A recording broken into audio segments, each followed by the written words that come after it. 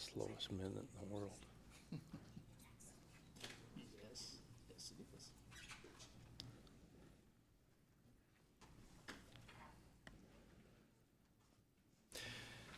Good evening. Tonight we are opening with a special meeting.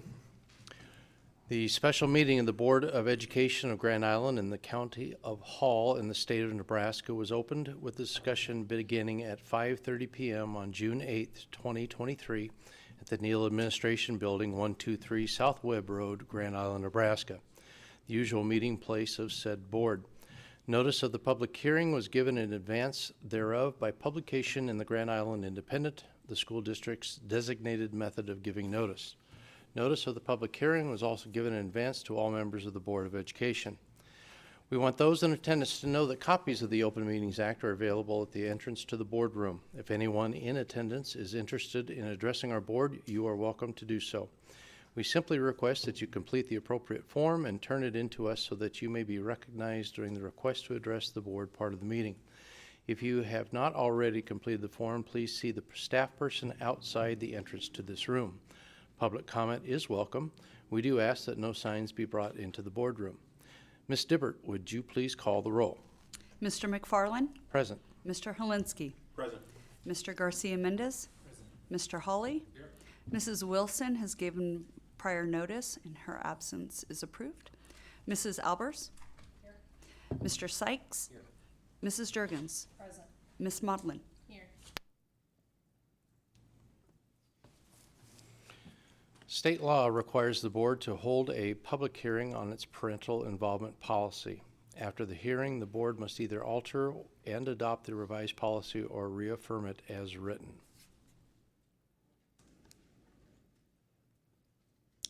All right, so we have two policies tonight on public hearing, and so we'll present the review or revisions as in public hearing, and then in the regular board meeting, we will have these on the action agenda. So the first up is student fees, and every year we do a public hearing, and the policy committee reviewed this before bringing it to the board. So this policy does not have any revisions, so it is up for review.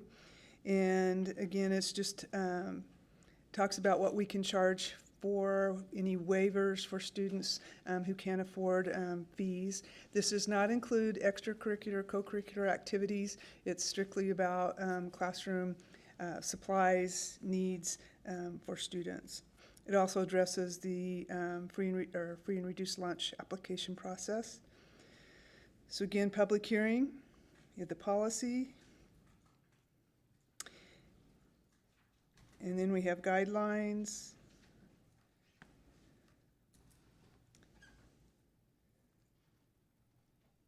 and this is also in the student handbook.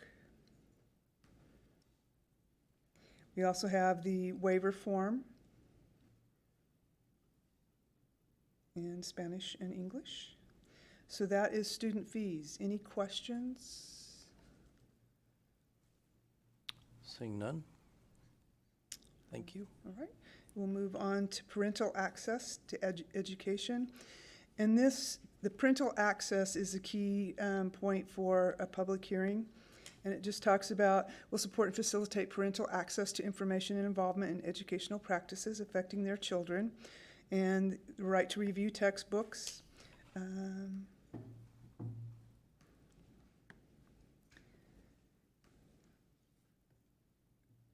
The right to be able to opt out of any curriculum, specific lessons.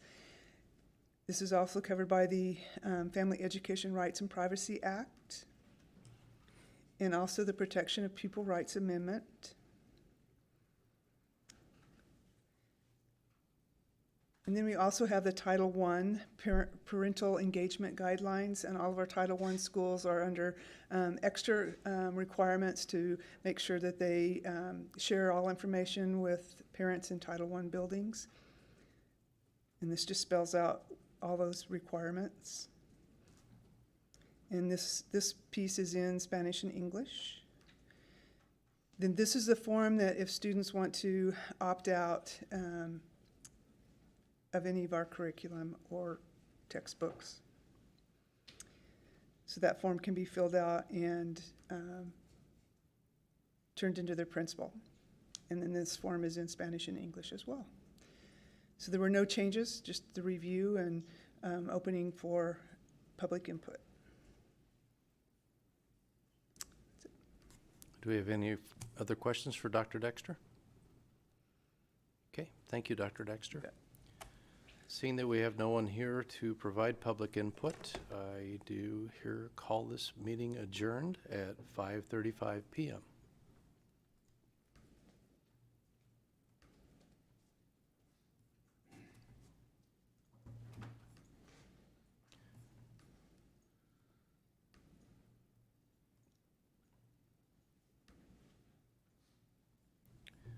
Okay, now we will move on to the regular portion of the meeting. It is now 5:35 p.m., and I now call to order the Grand Island Public Schools Board of Education meeting. This is the June 8th, 2023 meeting. Notice of this meeting has been advertised in the Grand Island Independent, which is the district's designated method of giving notice of these meetings. We want those in attendance to know that copies of the Open Meetings Act are available at the entrance to the boardroom. If anyone in attendance is interested in addressing our board, you are welcome to do so. We simply request that you complete the appropriate form and turn it in to us so that you may be recognized during the request to address the board part of our meeting. If you have not already completed the form, please see the staff person outside the entrance to this room. Public comment is welcome. We do ask that no signs be brought into the boardroom. Ms. Dibbert, would you please call the roll? Mr. McFarland? Present. Mr. Helinski? Present. Mr. Garcia Mendez? Present. Mr. Hawley? Here. Mrs. Wilson has given prior notice and her absence is excused. Mrs. Albers? Here. Mr. Sykes? Here. Mrs. Jurgens? Present. Ms. Modlin? Here. Thank you, Ms. Dibbert. Okay, tonight's meeting, we are going to make a few changes. In order to be a little bit more transparent and more efficient, we'll be making these slight changes to the meeting process. Number one, we will be moving all non-recurring items from the consent agenda for closer public scrutiny to the informational portion of the agenda. This will add a little bit to the length, but we think this is important so the public can have more notice of these items. We will no longer be reading each individual recurring consent agenda item. Next, we will be posting the mission statement in a conspicuous area as opposed to reading it out loud. And finally, we will be limiting presentations to 10 minutes or less, unless, of course, the subject matter itself calls for longer periods. So all future presenters, please know that you will be on the clock. Thank you. Okay, so the first item on the agenda tonight is the consent agenda. The consent agenda is to be approved as follows. There will be there are 6 items there.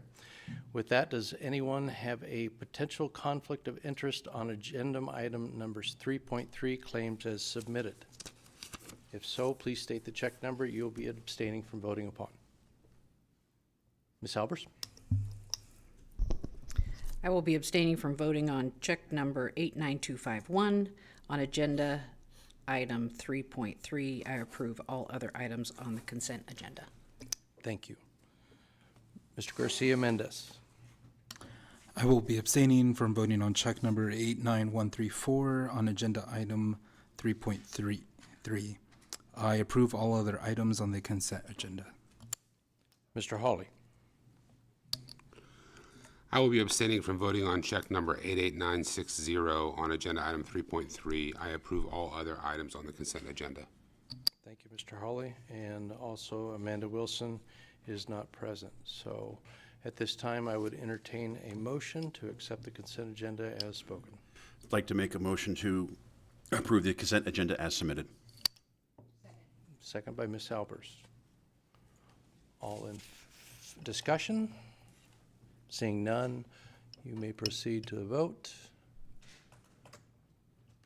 Motion passes. Thank you. Item number 4, special recognition, the information item. We'd like to recognize Kevin Parra Vasquez and Alex Phelan as they were named state champions, network design category at the Nebraska Future Business Leaders of America State Leadership Conference. Mr. Scott Fox, would you please take the podium? Every spring, we take a group of students to compete at the State Leadership Conference for Kearney. And there's about 3,000 students that attend and compete in probably about 100 events. Alex Phelan and Kevin Parra-Vasquez teamed up to compete in net design. It's a test they take ahead of time separately on networking concepts. And if they make the top 8 in the state, then they are put in a room for 20 minutes with a prompt and have to show up in front of judges they've never met in a room of strangers and then pitch their solution to the network problem. This year I got to watch them actually perform. Some years I don't get to. And they actually struggled kind of early on, and they recovered really well. And then they just knocked out of the park and did a great job, and they're recognized as this year's state champions.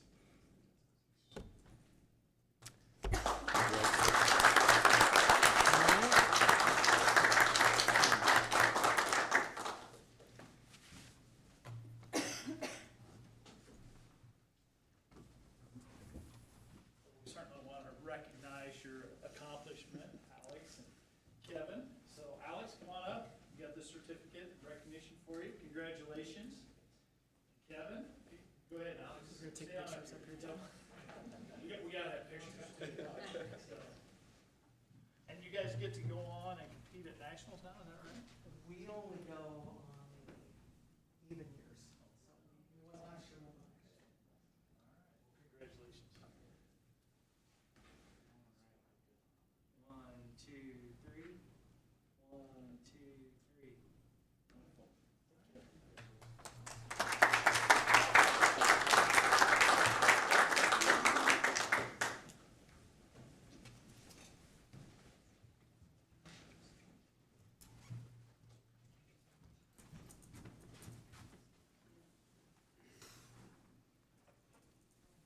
Congratulations, gentlemen. Okay, moving on to information items under policy 5.112160, policy adoption and implementation. First read. Dr. Dexter. So this will be first read and the opportunity for input, questions, and then next month as action. So the first one up is 2160. And you can see that the recommended revisions are in red. And this will be, we're combining 2 policies. The other one will be deleted, and I'll show you that after this one. Policies developed by the Board of Education and administrative regulations or procedures developed to implement all policies are designed to ensure an effective and efficient school system. Dispels what needs to be done there. Gives a process. And then the other addition is all GIPS administrators are responsible for dissemination and implementation of policies. So this, again, is first read. Any questions on this policy? Seeing none? And just as a reminder, our board policy vets all of these before it gets to the board, so several eyes on it. So the next one is 2215 board membership. And we just had one change. No member of the Board of Education shall be employed on a regular basis by the Grand Island Public Schools. And specifically, this is changed so that one of our board members can substitute, and we need substitutes, and so we really wanted to make this happen. So that is the only change on this policy. I would also note that any other board members would like to Yes. substitute.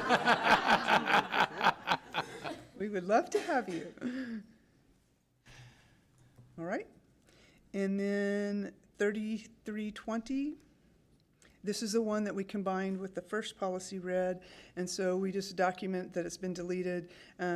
It's all read and then subscript over to have data to show that we did delete this by board. Any questions about those 2 policies? All right, I'll just keep moving on. Please stop me if you need to have questions. So 4312, internal controls for federal and state awards. This policy, you'll see the dates when I get down to the revision process. Mainly due to like the ESSER funds and all of the money districts are getting, we continue to need to update this policy to meet state and federal requirements. So this is the addition. If the district receives federal awards, grants, or other funds, the district will, and it's just part of being able to receive federal funds.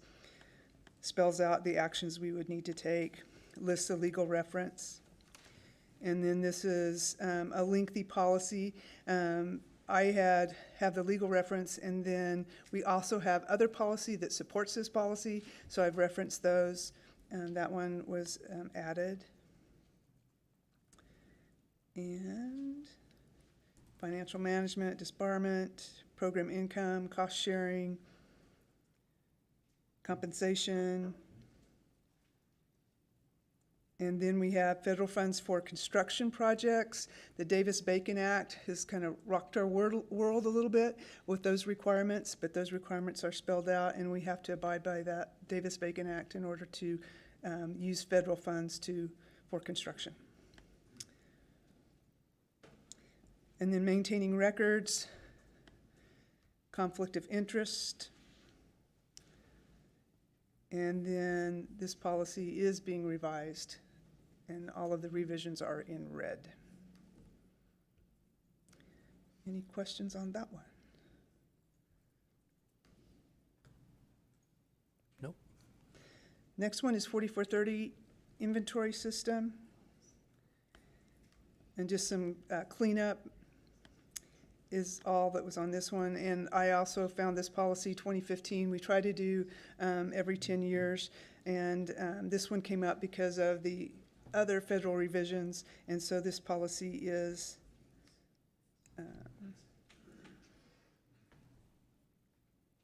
up for review. And then recognition for service. Recognition of staff and others, and just spells out recognizing meritorious service, extraordinary benefit, conduct, the board as a worthy of the public acknowledgement, and it shall not exceed $50. Now, we just received a recommended policy that said the board might want to take a look at that. Is $50 enough? Do we need to raise that limit? We're recommending that $50 is adequate. So no changes there. And then access to district records.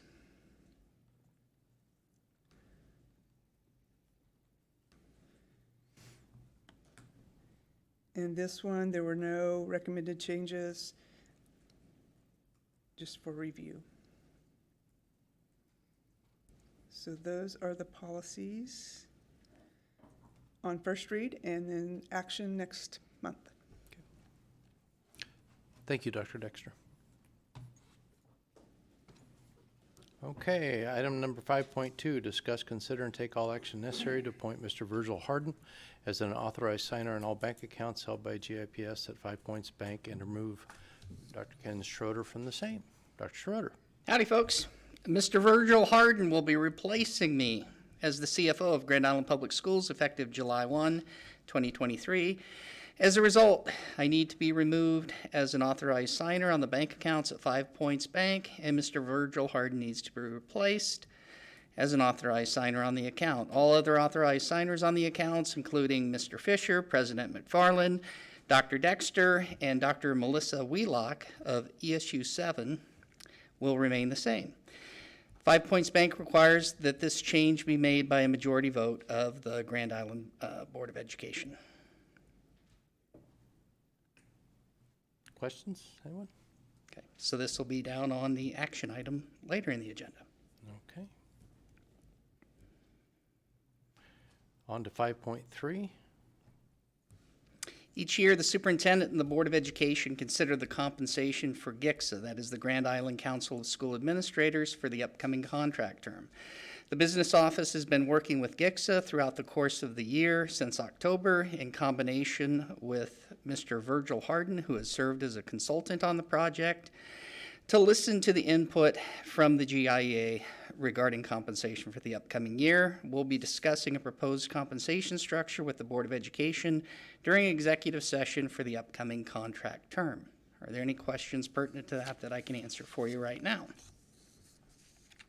Seeing none, Okay. proceed. All right. The superintendent and the Board of Education also consider each year the compensation for the central office staff for the upcoming contract term. The business office has developed a proposed compensation package for central office for the upcoming fiscal year. We will also be discussing the proposed compensation package for the upcoming contract term with the Board of Education during the executive session. Are there any questions I can answer relevant to that right now? And a correction, Dr. Wheelock is from ESU 10, not 7. I got nervous with all you people looking at me.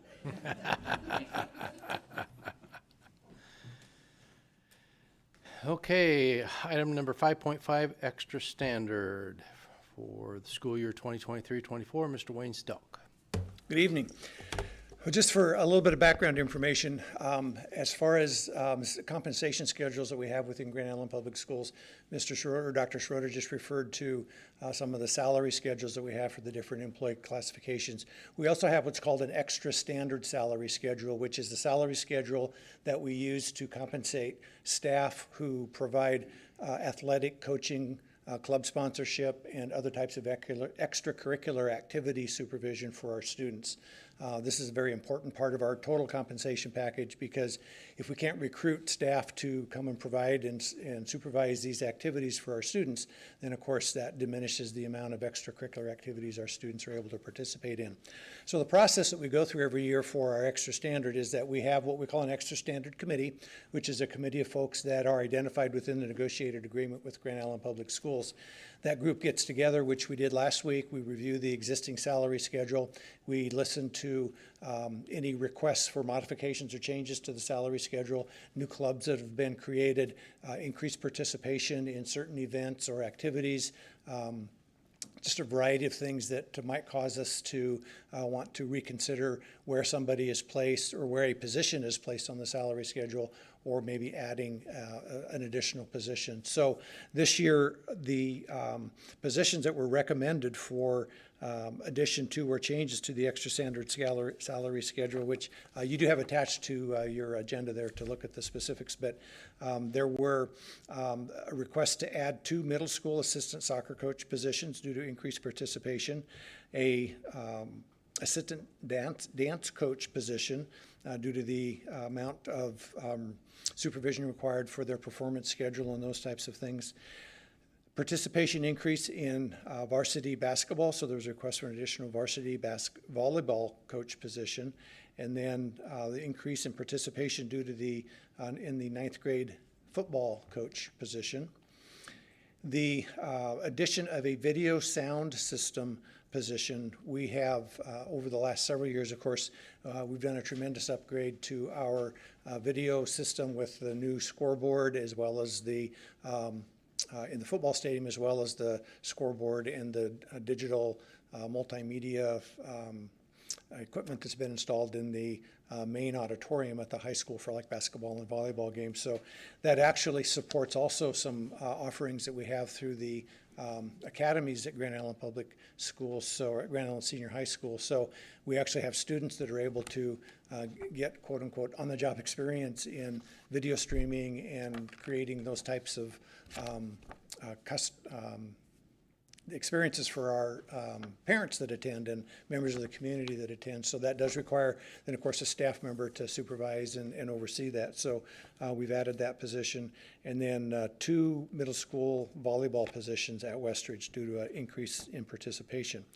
So that comes when you include the salary retirement and FICA costs, that comes to $23,211. Now, can we afford that, or how does that, fit in with our general guidelines? So typically what we do is whatever percentage we've approved through our negotiations with GIEA for the teacher salary schedule, we apply that same percent to the pool of dollars we spend in the current year for extra standard. So we approved, of course, 6% for the teacher's contract increase for next year. So if we take 6% times our extra standard salary expenditures this year, that gave us a pool of dollars of around $35,000, and you can see this totals up to about $23,000. So we actually came in a little bit under our, say, pool of dollars that we normally would consider to be available. So we feel that the committee was very judicious in considering, just those needs that we really had to meet due to either increased participation in events or a couple of new program offerings, or one new program offering at least, and just was a real, I think, great job by the Extra Standard Committee. I want to thank Dr. Dexter for kind of spearheading, getting the meeting and all the information gathered up for us. So that's the proposal. The only other thing that would change, of course, is all of our extra standard positions are identified as a percentage of a base salary. So rather than go through and negotiate every single position and say, oh, how much we're going to pay this one, how much we're going to pay that one each year, everything is set up as a percent of base salary. So we have typically identified the previous year's base salary as the extra standard base for the upcoming year, and that way everything just automatically changes because each year the base salary goes up, so those positions as a percentage of base salary go up, and it's quite easy to administer that way. So we are also then recommending that the extra standard base salary increase to the current year's, this most recent year's teacher certified base salary of $46,281. So hopefully that makes sense to you. We're presenting this as an information item this evening, and then next month it'll be presented as an action item. I would entertain any questions that you have. Seeing none, we'll go ahead and proceed to 5.6, classified salary schedule. Mr. Stelk. So, President McFarland, is that 10-minute limit, does that start tonight or next? I'll ask for grace. So I want to just go through with you a proposal that we have for our classified staff compensation package for next year. And I don't think it's going to be a surprise to anybody, and we've reviewed this with a couple of the committees already, Personnel and Facilities and Finance. But I just want to, again, remind you of what today's reality is. We are in one of the most challenging labor markets that certainly I can ever remember, and that is not just affecting education, that's not just affecting Grand Island Public Schools. That is affecting all industries, all communities, all states, through coast to coast, border to border. As you can well imagine, there are certain positions that we do compete just within the education realm, but there are a lot of positions, our classified staff particularly, that we compete for labor outside of the education market as well. So our support staff in the schools, our support staff here in the central office, those are not positions that we just look to other school districts to recruit from. We have to pull from the entire labor market within our geographic area. So that's something that we have to be very cognizant of because everybody is experiencing this shortage. Just to, I guess, prove how tough it's been, we finished the year with 51 unfilled classified positions. And now that does not mean that there was nobody in all of those positions. In some cases, we're able to find substitutes, some of our special ed paras, some of our custodial positions. So I don't want to give the impression that, the district was totally unstaffed or neglected during that time, but those were 51 positions that we had approved in the budget to fill that we were unable to fill for whatever the reason is, whether it's availability of labor, whether it's the salary we're offering, whether it's any of numerous other things. That put a severe crunch on the district as far as doing what we normally do, what we do best, and that's educating students. Our classified vacancies can be weeks and even months to fill. So that's, it's unacceptable. So, there have been lots of studies, there's been lots of articles written about what is truly the cost of turnover, high turnover, inability to fill positions. And a lot of those studies, they put dollar numbers to it. So the cost of a vacancy is $51,000, and they take advertising and administrative overhead for recruiting and interviewing and those kinds of things. But I like to look at the cost of turnover from a little bit different perspective. We can't ignore the finances, but it's even more distressing when you think about the stress that it adds to a teacher. A teacher might be used to having a pair or two in the classroom, and when they don't have that pair in the classroom, they're then responsible for dealing with a lot of those student issues that a para might be able to handle for them, which distracts the teacher from their instruction. The administrative leadership that we rely upon to move our students forward in their instructional progress is severely limited because our principals spend a tremendous amount of time interviewing for the vacancies that they have, and they may interview multiple times, and we might make offers that aren't accepted because they found another job in the meantime, or all the different scenarios. But it's a tremendous strain on our administrative staff when they have to spend so much time focusing on vacancies. The burden that's added to other classified staff, if you think about a custodial position, a vacancy that we have, well, guess who's picking up the slack? We don't not clean a room, we don't not clean a bathroom because we have a vacancy. We ask the other custodial staff to pick up the slack, work a little bit harder, and do some extra things. So what that then creates is burnout, hard feelings, increased absences. The list can kind of go on and on. So, bottom line is, with the turnover that we have, with the vacancies we're unable to fill, students suffer. And that's why we're coming to you with this proposal for increasing our classified staff compensation, is to really truly help create a learning environment or restore a learning environment within our schools where our students can thrive. So in putting this proposal together, we had some primary objectives that we wanted to make sure that we hit. One of those was to bring order and structure to the classified salary schedule. I won't bore everybody with all the details of the old schedule, but if you remember, I held up that sheet that was, almost as wide as this podium, and there were multiple columns and multiple layers, and some of those grade scales were redundant, and just a lot of things have happened over the years where, as we tried to adjust and tweak and make things work, it compromised the integrity of the salary schedule. So that was one of our key objectives, was to bring order and structure back.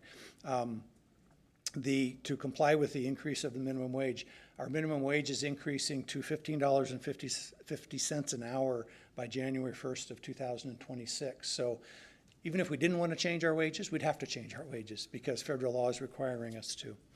We want to offer competitive wages that support the district efforts to attract and retain qualified staff. And that goes back to, we need to reduce our turnover. We need to increase our retention of staff so that we can eliminate all those stressors that I went through that are occurring within our buildings.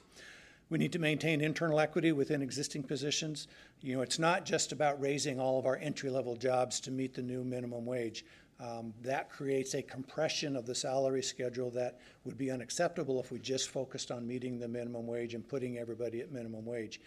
Because all of these positions that we have that have greater responsibility or that have specialized skills and abilities that other people that we compete in the marketplace with, they have identified higher wages for those positions than minimum wage. So we've got to increase everybody in the salary schedule, not necessarily all at the same rate or amount, but we do have to increase everybody in the salary schedule so that we can maintain that internal equity. There are some positions in the district that will not receive a change in salary because of minimum wage. Mr. Fisher's not going to get a minimum wage adjustment in his contract, I would assume. When we negotiated with the teachers, we did not negotiate from the basis of a minimum wage adjustment that was coming down the pike. Those higher paid administrative salaried types of positions typically are not impacted by a minimum wage adjustment. However, other positions that are on a hourly classified salary schedule typically get some sort of an adjustment, even though it's not as much as the people at the very entry level of the salary schedule. It would be unaffordable, truly unaffordable, if everybody got the amount of increase that is being proposed with our minimum wage. Creating a classified wage structure that's sustainable. A lot of folks sitting around the table are going to say, well, can we afford this? No, we cannot afford this. We cannot afford not to either. So our challenge is going to be moving forward is to take the dollars that we are investing in increasing the quality of staff that we attract and retain, and recognizing then those efficiencies that we can attain, because if we have higher qualified staff or more qualified staff doing certain jobs, they should be able to do so in a more efficient manner. They should be able to do so in a higher degree of, say, output. We should improve the productivity that we lose with high turnover, because we don't have new people constantly trying to learn. Once you have somebody in a job for a while, they learn how to do the job. They don't have to ask questions. They don't have to be retrained. They don't have to draw on other people to answer questions. So there's a natural improvement in efficiency we should be able to achieve. We have to be able to achieve to help then afford the increases that we're proposing here this evening. And then ultimately, I just mentioned improving efficiency throughout the district. So, I want to talk about whether we feel this proposal does meet those objectives that we've just went through. So first of all, with respect to the objectives 1 and 2, improving the order and structure and then compliance with the new minimum wage. You do have a copy, because these charts are a little bit hard to see on a screen. You do have a copy of the proposed salary schedule. So you can see that we now have 9 steps across the salary schedule. There used to be, well, we've always had 9 steps, but the longevity steps have been decreased from, I think it was like 10 or 11 down to 5 that are proposed on here. So we've simplified the longevity step process. We have a very standard progression through the salary schedule. As you look at the different grade ranges on this one, there's a 3% difference between every grade range. In the old salary schedule, sometimes there was just a few cents difference. Sometimes there's no difference. The 2 grade ranges had the exact same salary schedule. So we've brought, I believe that we've accomplished that, that order and structure. I do want to, if you look down towards the bottom of the salary schedule, I do want to talk a little bit more about what we're doing with the longevity part of the salary schedule. Longevity in a classified salary schedule is a bit of a dilemma to figure out how to solve, because on one hand, every job has to have a maximum value to a district. If we don't put a maximum value on a job, you could have somebody who's worked here for 70 years as a custodian making as much as a superintendent, theoretically, because every year they just get an increase on top of an increase on top of an increase. Now, on the other hand, there needs to be some recognition for those people who have demonstrated their loyalty and their commitment by being here for multiple years. So there needs to be something built into a salary schedule where maybe they're not getting the same incremental increase over the from year to year, but they're still able to see some sort of an increase that recognizes our recognition of their commitment. So what we have on here is, rather than continuing to give little steps across the salary schedule, we're going to convert that to the first year after they've been at the maximum of the salary schedule, they'll get a longevity increment that's equal to 31 cents an hour. Okay, after they've been on that longevity increment for 1 year, they go to the second longevity increment, which basically doubles that. And each year for 5 years, they get a new longevity increment that adds another 31 cents. So after 5 years, they'll have a longevity increment of $1.55 an hour that's been added to their hourly rate of pay. Once they've hit that 5th longevity step, then that hourly rate of pay is frozen unless there's a change in the salary schedule, due to market conditions and things like that. Once they have been frozen with the level E longevity increment, then they are going to move to an annual longevity payment in a lump sum. And that longevity payment for the lump sum would either be the AA payment, which is for 10-month and greater folks, or it'd be the BB, which is for less than 10 months. Okay, so there'd be a bonus payment of $645 one time each year for the people that have maxed out on both the salary schedule and their longevity steps. Now you might say, that's kind of weird. Why don't you just give more longevity steps at 31 cents at a shot or whatever? There comes a point in time where somebody looks at a 31 cent an hour or whatever the amount is, and they go, what good is that? I mean, that didn't even keep up with the gas price increase, or that doesn't even keep up with my health insurance deduction, or whatever the argument could be. However, if you give somebody a lump sum payment one time a year, that's going to provide them with some compensation that they can do something with that they might not normally been able to do. $645, of course, it's got to be taxed. But, that lump sum could be, a really nice, wardrobe kind of an addition, or it could be, a new microwave, or it could be most of a refrigerator, or, there are things you can get, maybe your car fixed. You can do things with that lump sum payment that truly could cause people to go, that's nice. My anniversary's coming up, I can take my wife out and do something really nice, or whatever. So that's kind of the idea, and it's not my idea, I stole it from the University of Nebraska Medical Center. And if it works for them, I figure it ought to work for us, because they're pretty highly respected, as an organization, and, they've got a lot of really smart people that study these things and propose these kinds of programs. So I'd like to throw that out as part of this proposal for you to consider. So that's the salary schedule. I'm going to go back to my slide program. So I mentioned we've got 3% between ranges, 35% from minimum to max. That's a real common industry standard with classified salary schedules. So if you're wondering, why is the minimum max where they are, that's kind of a best practice, I guess, with classified salary schedules. It'll take 10 years to reach the 10th step, which is what it currently is. We reduce the longevity steps from 11 to 5. And if you calculate the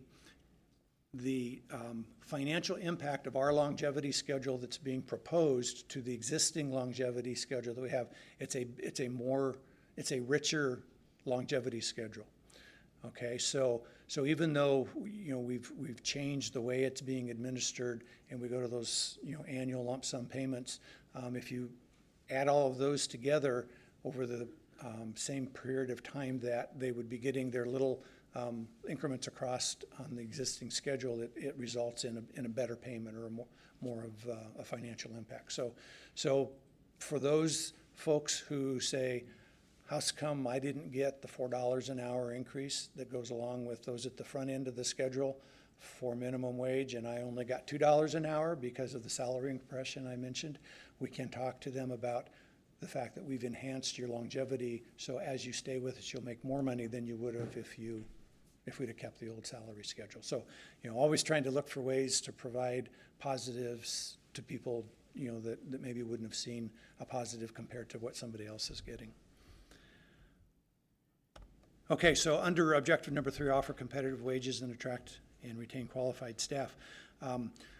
Typically, when you think about all the jobs that we have within Grand Island Public Schools, there's not a lot of other people that have the exact same jobs that we have. Even school districts don't have all the same jobs that we have. And certainly where we're competing through, the Grand Island, the Hall County and surrounding area, sometimes you can't even find somebody else that has a job like we've identified, because we're trying to use some grant money to reach a certain population of student, and they have some really unique responsibilities. So when you're trying to look at external comparability and competing with the market, you pick benchmark jobs. You pick jobs that are going to be similar or consistent with what other jobs or other employers might be paying for a similar type of a job. So, for instance, with this particular link, you can see we looked at things like, teaching assistants, because that's a common job in school districts, that's a common job in preschools and daycares and those kinds of things. We looked at interpreters and translators, cooks, janitors, several layers or levels of clerical or executive assistant. So then what we looked at is what's the average hourly rate that's paid in Hall County, and what's the experienced hourly rate paid in Hall County. And these are numbers that come from the workforce development. So they're professionally gathered, they're professionally pulled from a whole lot of employers. It wasn't just, say, somebody in my department or me calling 3 or 4 people and averaging their rate. Because as you can well imagine, depending on who you call, you could get an hourly rate average of this or twice as much, because it just depends on who you call. So this is everybody thrown into to that calculation. And then as you look over then at what our entry-level rate would be and our GIPS experienced hourly rate would be, you can kind of see how we compare with the marketplace. Okay, so that gives me at least confidence that this would be a valid proposal and a valid salary schedule for us to move forward with our staff, because it would be competitive within our area that we compete.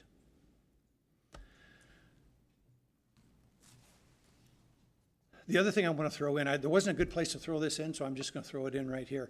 The one thing that, so if you remember when we presented to you the teachers' contract agreement, one of the items that was new and added as a recruitment and retention piece was if both husband and wife teach for Grand Island Public Schools, then the district will not only pay their employee-only health and dental policy for both, but then they'll also pay the difference between those two in full family coverage. So in essence, I know it's technically not correct to say this. If Virgil's here, he'd say, yay. Oh, Virgil's here, yay. I want to point that out. It's technically not correct to say this, but essentially, if both employees work for the district and they teach, they'll have, the district will pay the equivalent of full family health insurance. So that's a recruiting and retention piece, because a lot of school districts in the area offer full family to the staff that work for them. So we've talked about, and we're, as you consider the other proposals for the other groups, we've talked about, should that be a benefit that we offer to all employee classifications? And our recommendation to the board is that yes, we believe that that should be offered to all classifications, including classified. Now, it's going to have a very minimal impact for the classified staff because we already pay 60% of a family premium for classified staff. So if we have two classified staff that are married, both work for the district, 60 plus 60 is 120, we only pay 100% of a full family in that case. But you can see that that's not additional dollars. In fact, there's a savings to the district because instead of paying 260%, we're just paying 100%. So the question then comes, what if a administrator is married to a classified staff member? Should we pay full family? What if a teacher is married to a classified staff member? Should we pay full family? So our request of the board as we move forward with all of our compensation packages is that we would like to have you agree or approve to us paying full family insurance for all the groups, even if there's crossover between administrator and classified, teacher and administrator. And if I've missed any combinations, it's just an error on my part. But you can all see how complicated it can kind of get if we don't, and we try to start excluding, or we say, well, we'll do it for this group, but we don't do it for this group. Well, then it starts to create maybe the perception that there's some unfairness, or you care about this group more than this group, some of those kinds of things. So with our emphasis on recruitment and retention, we believe that that would be a valid addition to our total comp and benefits package. So I know I'm probably way past my 10 minutes. Quite all right. So I'll try to push This is important. So honor the value of positions relative, within the district, that internal equity piece. We already have a pecking order of how we pay our jobs relative to each other. We know which jobs are going to be more entry level, which jobs are going to pay more. So what we've done then is we've moved this particular proposal forward is we've identified those benchmark jobs and where they need to pay, and then we've looked at our existing internal equity or that pecking order, and we've then placed other positions, within the ranges so that we maintain that internal order. And you do have, as one of the additional pieces of paper at your places, you do have a list of every classified position that falls within each grade scale. So just, for a matter of transparency, we don't want you to think that we've, done anything fishy with certain jobs. Well, this is my favorite person, so I'm going to bump them, clear above this other classification when they never were before or whatever. So you have that. Let's see. Okay, fiscal impact. Gee, is that important? So again, you have this. This is the breakdown of the costs. So it's a total proposed cost of $3,139,638. The way that's broken down is almost $1.6 million would be considered costs that fall under special education. And Virgil, listen, that is a general fund expenditure, but for that portion of the general fund, we do get reimbursement. We currently get reimbursed at 40%, but there is a proposal or consideration to increase that to 80%. So the number I've showed here is being very positive and optimistic that the board's going to approve that, and so that 1.6 million is the 80%. If they don't approve that and it stays at 40%, then half of that amount would move down to that general fund line. So the total cost wouldn't change to the district. It's just how much would be considered special education, how much would be considered other general fund dollars. for lack of a better term. So that's the breakdown of the cost. You know, this whole idea of affordable versus sustainable. Is it affordable? This upcoming year, it is affordable because we have the cash reserves to accommodate the additional cost. And it would be dollars, there would be dollars that are coming out of the cash reserves to do that. Is it sustainable? It's only sustainable if we do the things that I mentioned earlier, and that is that we critically look at our staffing patterns, we critically look at every vacancy we have, and we say, if that's, I mean, we have 51 unfilled vacancies. Some of those have to be filled, but if we've gone a year without a position being filled, I think we have to ask ourselves, do we need that? You know, did we find a way to get by without that position and not have to fill it? Those are going to be very hard conversations, but they have to be had, and you know, we have to make some of those really hard decisions. You know, we've already started a process just to, you know, words are cheap, and we might say, well, these are all the things we have to do, but as soon as you approve this, you know, we forget about it and we don't do anything, right? Well, that's not what you want to hear. So we've already been looking at those positions that have perpetually been unfilled and are looking at whether we can eliminate those from the list of approved positions so that we don't have to spend those dollars. We've already identified a reduction and a repurposing of FTEs within particularly some of the central office vacancies that we have. We have some positions we haven't filled. We've moved some FTEs between departments. We've realigned some responsibilities, and we've already recaptured approximately $300,000 in decisions that we've made already that will help, that could right now be kind of offset against that cost, that $3.whatever million that I talked to you about. So, you know, we want you to know that we're very, very serious about recognizing that this is not sustainable, that we have to make some of those hard decisions, and we've already started making those. Okay. So our next steps, of course, we are asking the board to not only hear this as an information item tonight, but also then act on it later on this evening. I know that's not normal procedure. There's a lot to be done before the full implementation in August. A big part of that is recruitment and hiring of classified staff this summer to fill some of the vacancies that we're going to have. We still have to go through a process with all of our classified staff where we'll mail them letters in a couple of weeks and say, are you planning to come back?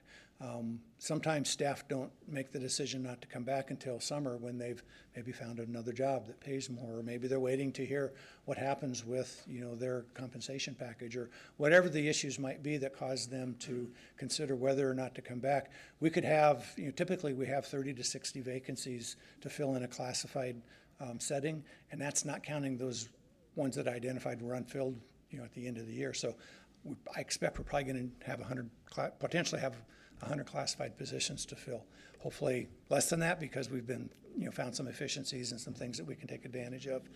But we need to start that process as soon as we can, you know, get all of this implemented. If we wait till the July board meeting, we may miss the boat with hiring some good people. Of course, we've got to update payroll with all of the new rates. We've got to put a marketing plan together to the community to attract qualified folks, continue the work that's begun to ensure sustainability. One thing we also want to assure the board of is that between Human Resources and the business office, we are already starting a very detailed accounting of those dollars that we're capturing, so that any point in time when the board says, so tell us, what was the result of those promises that Stelk made back in the June board meeting about all this work we were going to do to try to, you know, make this sustainable? We'll be able to give you a report and go through position by position and dollar by dollar what we've saved.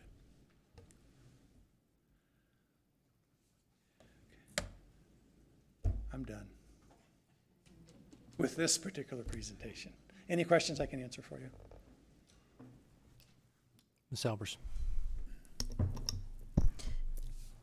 Just to clarify this, Wayne, so currently special ed's reimbursed at a 40% rate, but then Governor Pillen had a bill that was going to reimburse everything at an 80% rate.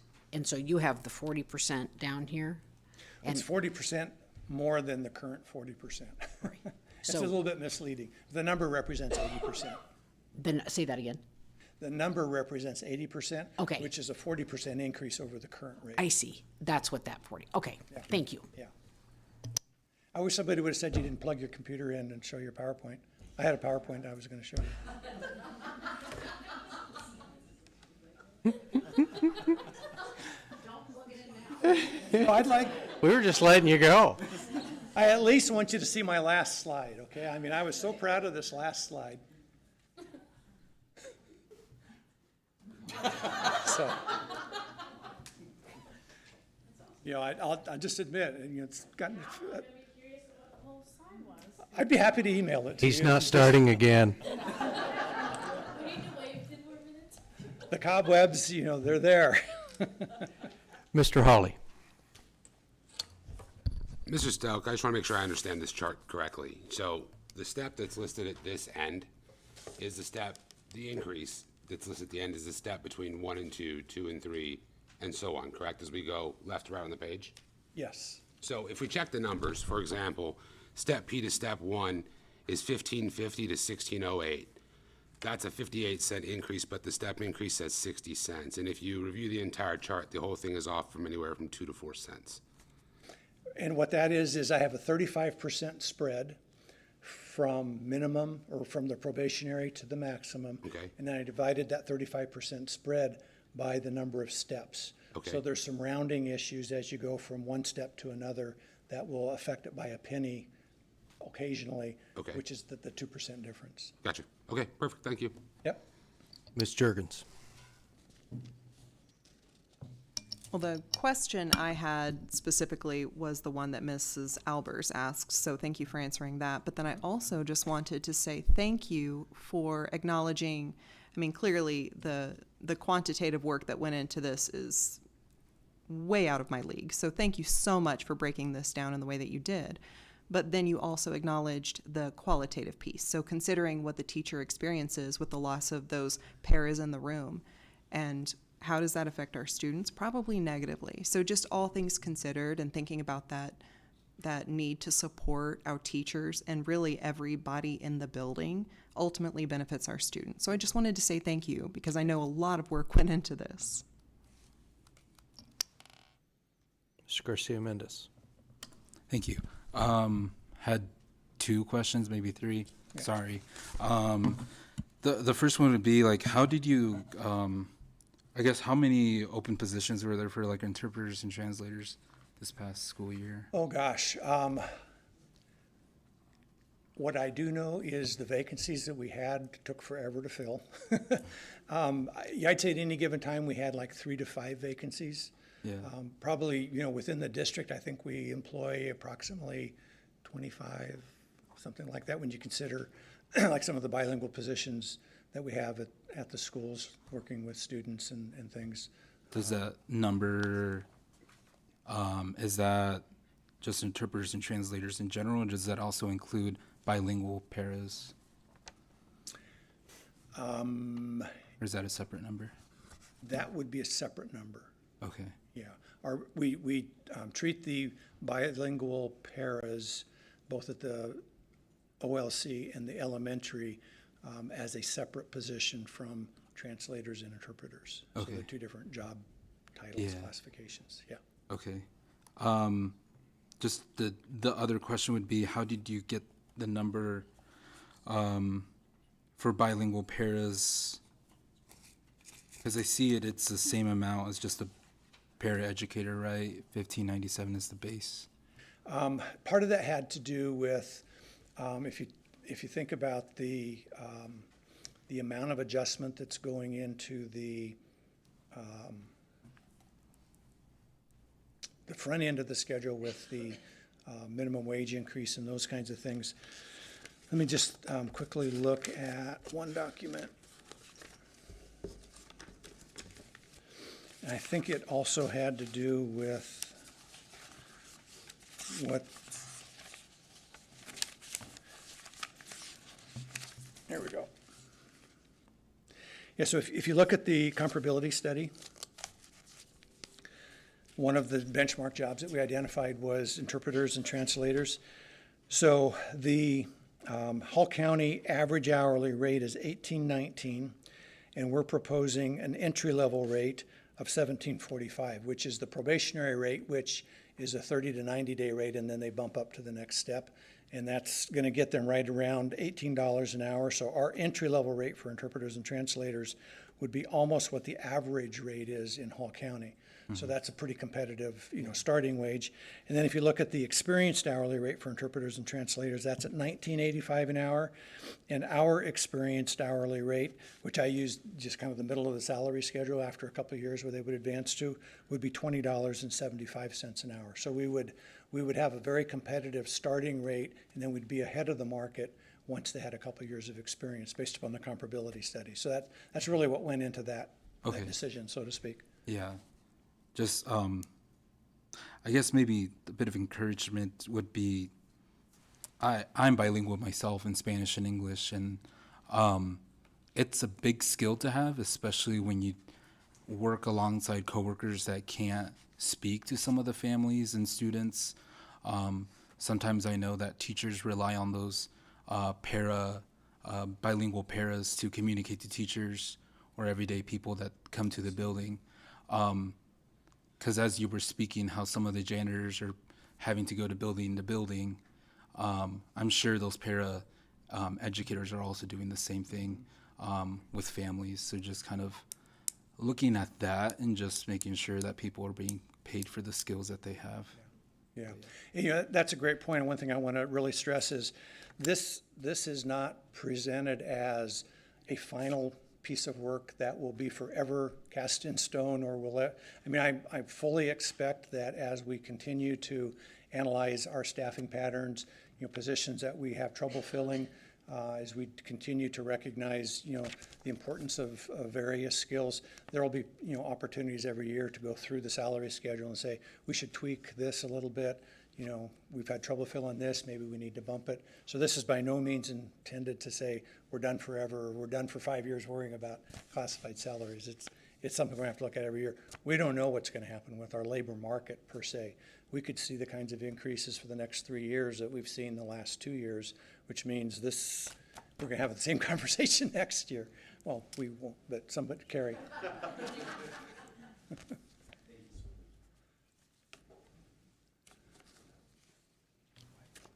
Mr. Fisher. Yeah, I just, I guess wanted to interject a thank you to Mr. Stelk for the work that he has done on this. This was a pretty extensive undertaking, and I think it was something that he felt was important to do as he turns over the HR role to Dr. Kohler. And I guess the point that he made about efficiency, I think, is very important for us to recognize, because this is not sustainable. I mean, I think we had this discussion when we were going through teacher negotiations, that it's the right thing to do, it's what we need to do, but we've got to figure out a way that we can lower our costs, because quite simply, we're not going to have the money to function and pay the people at the level that we really do need to be paying them. I have no objection to anything in terms of what Mr. Stelk is proposing. I think it is the right thing for us to do, but in order to make it work, we do have to find those efficiencies. And so I think that's a really important understanding for all of us to have, is that we can't operate with the number of people that we have or the number of positions that we have, because as Mr. Stelk pointed out, we're short some of those positions. We've got to just start thinking around, when those positions aren't filled, that those are positions that are going to go away, and we're not going to look to fill in the future. So I think that's just a really important point for us to make sure that we have a good understanding of it. And I think Mr. Stelk did a nice job too of mentioning that we have started collecting that. Here's where we found efficiencies, because I do think that's something that we need to be able to continually monitor and be able to report back to the board periodically, that here's some places where we've been able to be more efficient.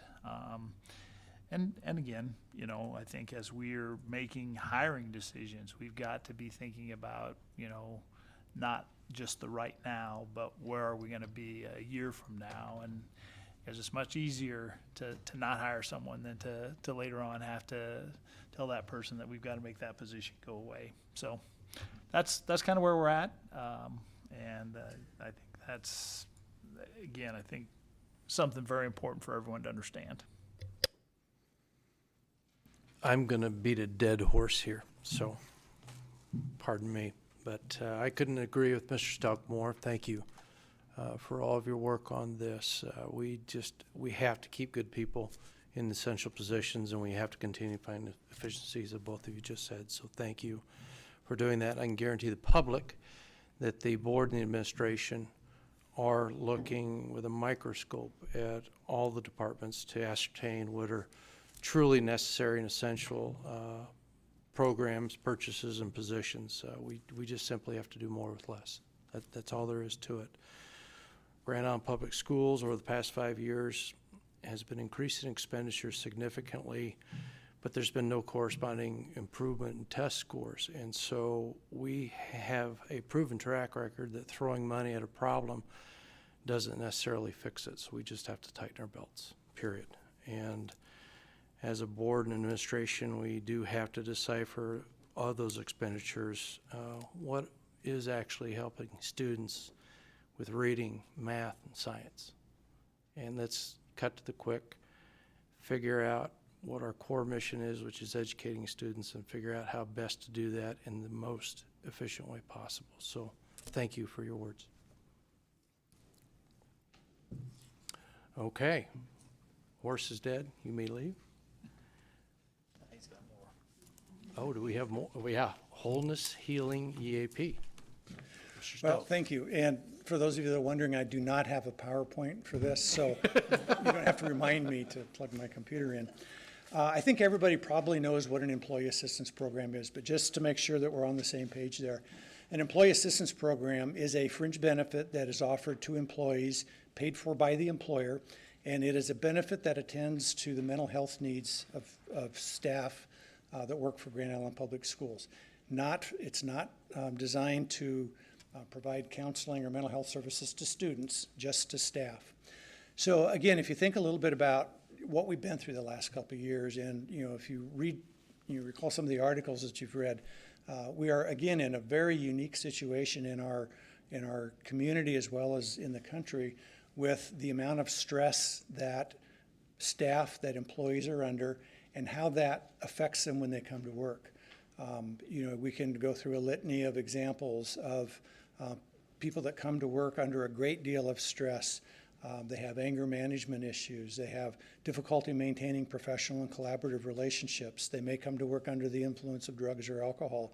They may be so totally preoccupied with a child that was thrown in jail, a spouse that was thrown in jail, that they come to work and they try to function and they just can't. And they make mistakes at work that could be expensive mistakes, or they could be physically damaging mistakes to other staff or to students. I mean, the list can just go on and on about what we have to deal with when it comes to today's environment and the employees that come to work for us.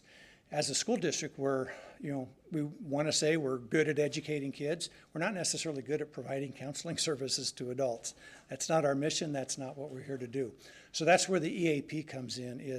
The EAP is a network of mental health practitioners that are available to employees of Grand Island Public Schools to provide supports to all of those issues that I just mentioned, plus others, so that hopefully we can function within the workplace in a very efficient manner, in a very safe manner, in a very healthy manner. And an EAP is typically, or is an arrangement that is made with what's called an EAP administrator, typically a mental health agency, that has the mental health practitioners, the professionals, not only within their own agency, but they also have what's called affiliate providers, which are people that are in other agencies throughout the community, so that employees have a variety or a broad choice to choose from or if they already have existing relationships, hopefully they can get their provider to be part of the network and then continue. So the whole concept behind an EAP is the district, and with our EAP contract, we offer 6 free sessions per year, and that's per employee plus spouse plus at least one child. So there's the potential of up to 18 sessions a year that our employees can take advantage of that do not cost them anything. Typically, a mental health provider that agrees to be a participant in the EAP, they accept a smaller reimbursement rate through the EAP than what they would get through private pay or through insurance. And that is why employers can afford to provide a benefit like this, because the hourly rate is so much reduced compared to what, if we were just offering, free health care services, we'd be, reimbursing at $150 or so an hour. And our EAP rate is, approximately half that. So that's, and the other thing is, it's kind of like an insurance policy, an auto insurance policy. The reason your rates are as low as they are, hopefully they're not terribly expensive, is because most people don't utilize it. So we can offer an EAP benefit to our employees that covers 1,600 employees, but most of those people are not going to use all of those sessions. So the cost of that benefit is not as much as what it would be if you're just paying for each office visit. So we have had an employee assistance program within Grand Island Public Schools for, I think, about 14 to 16 years. The last 8 or so years we've been associated with Wholeness Healing, and Janie Pfeiffer-Watson is the owner of the company, and Misty Shaker is the EAP administrator for, so she's our primary contact as far as administrative types of things with the program. We've had a tremendous relationship with Wholeness Healing over the years that we've been associated with them. I'm not going to go through and name some of the crises that we've experienced, but we've had some very traumatic experiences that our employees have gone through, and things that we are totally unable as a district to deal with. And most of the time, I get a call from Janie before I even know about it and says, "What can we do for you? How can we help you?"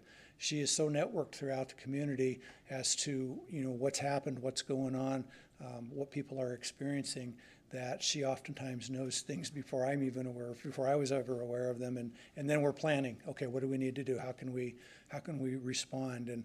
And their commitment and loyalty to Grand Island Public Schools has just been phenomenal. So thank you for that. It's been extremely important to us. The mental health profession is experiencing the same thing that the rest of us are experiencing when it comes to labor costs and attracting and retaining qualified staff, those types of things. One of the things that's a little bit unique about an EAP program is that each provider has to agree to accept our employees and be reimbursed at that lower rate. Part of the attraction, beyond just the commitment to helping people and supporting Grand Island Public Schools, is that if they develop a relationship with somebody and they need a longer term relationship than just the sessions that we offer, then they go on to private pay or insurance reimbursement, and then they have a client that they can receive their regular reimbursement rates for. But they definitely, at the front end of that relationship, are not making money off of the EAP arrangement, or in some cases you could even say they're losing money because they could fill that slot with a $150 client rather than our $60 client. So it's time for us to renew our contract with Wholeness Healing or with an EAP provider, and you have at your places some materials, some literature. It includes the new contracted rates. And you'll see that our annual rate for the EAP is proposed to go from about $45,000 a year to $82,000 or $83,000 a year. That's a very significant increase. And again, you might be thinking, can we afford it? Is it sustainable? Similar to what I portrayed with, the challenges that an unhealthy employee can put on a district compared to, say, a healthy employee, the amount of time that our administrators take responding to those folks who are in a meltdown, so to speak, the amount of absences that we have to cover, Again, the list can kind of go on and on, the damaged relationships and all those types of things that can become extremely costly. Those are kind of the soft costs versus the hard costs. The other thing that I want to point out as far as how it affects us fiscally is a little over a year ago, my predecessor, I guess for lack of a better term, added a second employee assistance program option, which was a purely online option. And the contract for that was $28,000 a year. That's less, that's about half of what we were paying for our current contract with Wholeness Healing, which is more of the face-to-face sorts of counseling. That was $28,000. We had very low utilization of that, so we made the decision just about a month ago to cancel or discontinue that contract. So what I'm proposing is that we consider not only the $45,000 cost that we had with Wholeness Healing this current year, but then consider the additional $28,000 that we had with the online provider, Employee Health Services or something like that. And then, if you look at those two together, that's $70-some thousand, and this proposal is for $82,000. So it's a much smaller increase, but we're consolidating the services under one provider instead of having two providers.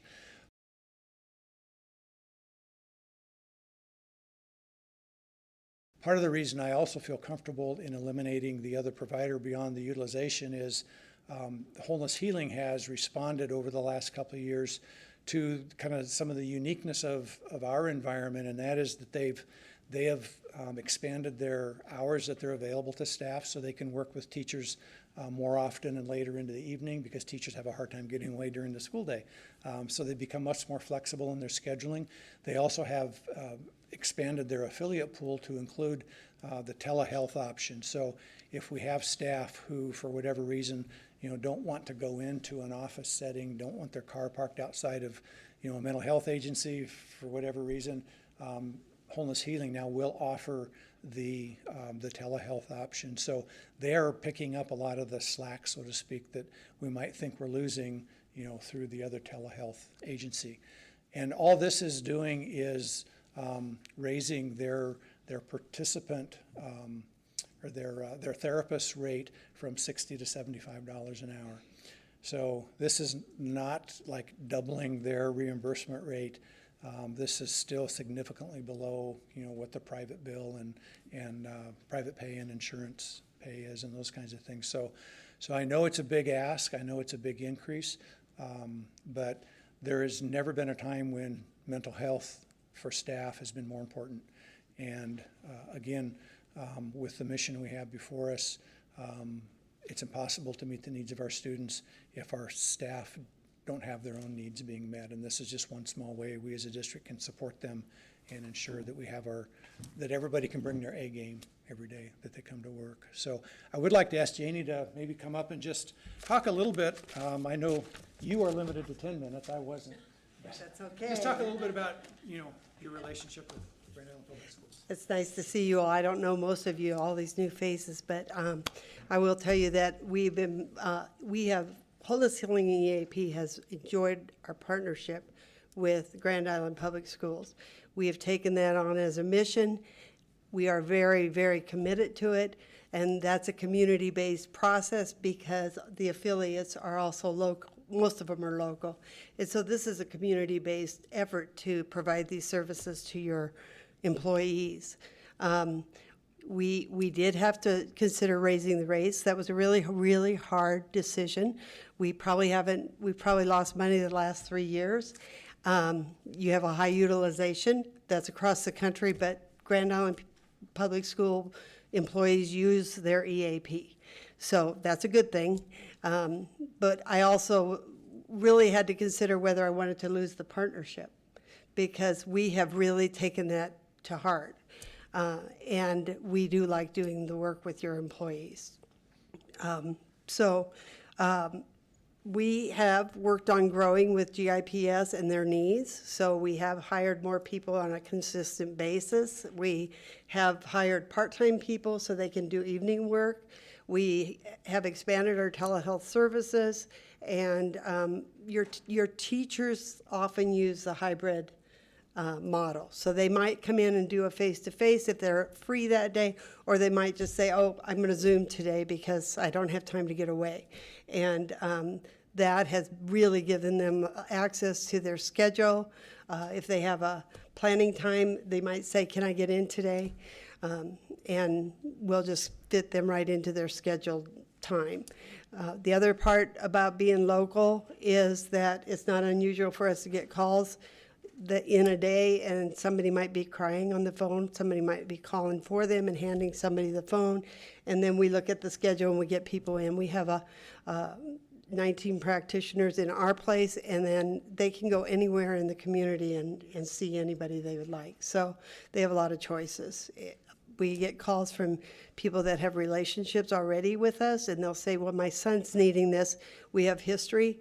We can find a good match for them, that person, because we know the family already, and we can make it work. So it's a pretty personal process, at least from my perspective, and I have felt like we've really been part of your community partnership in working on giving your teachers what they needed. And there's no doubt about it, it's been a rough couple years, very rough. And across the country, there's been wait lists, and you can't get a therapist.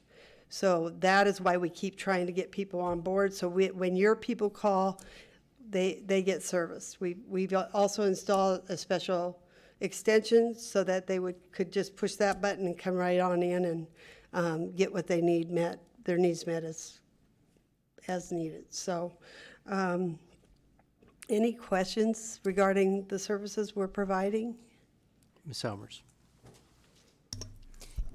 If you get a call from someone that's in crisis, tell me the process. What happens? They call, they're in crisis. What does Wholeness Healing do at that point? Basically, they'll often come and get me. I'll walk out and look at the schedule.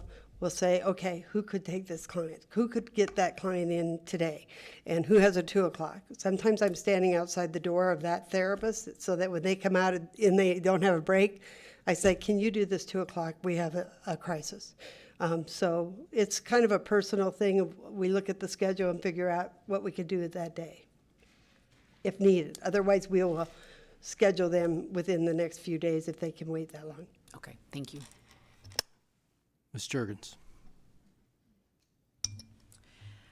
This may be a question possibly more for Mr. Stelk, but I'm curious how efficacy is measured in this space, because I ask that as a huge proponent of mental health support, and there are a variety of ways to achieve that. I absolutely believe in what you're doing. So I just want to preface that. I'm not saying, are you doing what you say you're going to do? I'm just thinking about, are we meeting the needs of your patients, our staff, and how are we actually measuring that? And then, if we find out we need to do more, what would that look like, sort of next steps for support? Well, off the top of my head, you can see by the utilization. Your utilization has been at 14% for the last 3 years. The national average, we want it between 5 and 7 to break even. So it's been at 14%. Clients come back every year, they use their sessions. And so rarely, I'm not going to say rarely because I don't know that for sure, but often you don't see people not using all 6 of their sessions. And I would say that would be a good base. We can't give you a lot of information because it's very confidential, and we don't report that but we will report the utilization, how many people are showing up, and if they're coming back. Ms. Malden. I don't have a whole lot I can add to that. We do get feedback from staff through, we have meetings like with all of our classified staff annually to talk about salary and benefits and changes they would like to see. There have been a number of situations I can personally attest to where it's been brought to my attention that a staff member was in crisis, and I'm part of the call to Wholeness Healing, and they've been like, before I hang up, we have a plan in place, and we know that that person is scheduled to go in, or they've been stabilized, or they've been recommended to go down to one of the intake centers or whatever is necessary. But my personal experience, and the other thing was we get a lot of feedback from our social workers, because They're so close to the staff that they work with in the buildings, and we get great feedback from the social workers on their relationship with, even though our social workers aren't supposed to be working with employees, they're only supposed to be working with students. Just by nature of the proximity, and by the nature of their hearts, you know, they get involved periodically, not to a great degree, but, you know, they make sure that those folks have a plan to address whatever it is that's bothering them, and they give us great feedback on homeless healing, so. Are we able, I know you said like you can't share things, but are we able to actually like get that like on a paper or something of like how many percentages are actually using it? Because I see it's not on here, but it would be nice to know, like, with that increase going up that much, it'd be nice to know like how many are actually, you know, using it, you know, it's that way it all makes sense financially. That'd be the utilization report. Okay, so yeah, the utilization report would give you that information. Yeah, and, you know, typically that's like we get that on a quarterly basis, I think. That has not been shared with the entire board. It's been a topic at like personnel committee meetings occasionally and things like that. But certainly if that's something that is of interest to a broader audience, then just say the personnel committee, you know, we could provide that utilization report, which would show percentages. And there's a little bit of a breakdown as to the types of service as well, if I recall right. So we know if it's marital or child or substance abuse or, you know, those kinds of things. No names, no locations, nothing. Yeah, I think it just would be nice to see, especially with that increase, you know, mental health is super important and everything that goes with that's super important, but it would just be nice to see like actual percentages. Actually, what I would like to say here is this whole deciding we needed to raise our rates came from a lot of pushback that was coming within the community of the providers, the affiliates. So we, you know, generally speaking, if you do an EAP session, even with national, you expect to get about $60 an hour. Well, what that means is if you might choose not to do the EAP session, if you have a wait list with all these people and you're going to get $180 an hour, you might not choose to work with the national EAPs. Well, the people in the community that are providing these services have given me pushback this year, and that's the first time, as well as some of our own therapists, that's the first time ever in all these years. And they're saying, you know, are you going to raise your rates? Are you going to reimburse for a little bit higher rate because this isn't working anymore? That has been highly unusual, and so it's just time we've just got to start looking at how we can make sure we keep the providers happy enough that they're going to make this commitment. Thank you. So I'll just mention briefly the printout that's going around does show a breakdown of the types of services that and the numbers of services that have been dealt or provided by the EAP. So it's a partial response to your request, Katie. So that first page is the first contract that we had. So it was from the 2014-15 school year to the 19-20 school year, and then the second page is the current contract that you're in.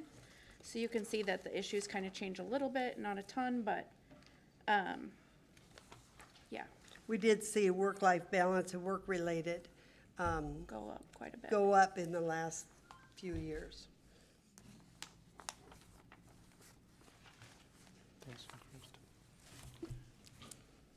Ms. Mullen? So looking at it, the 2014 through 2020 was around 600 and 700.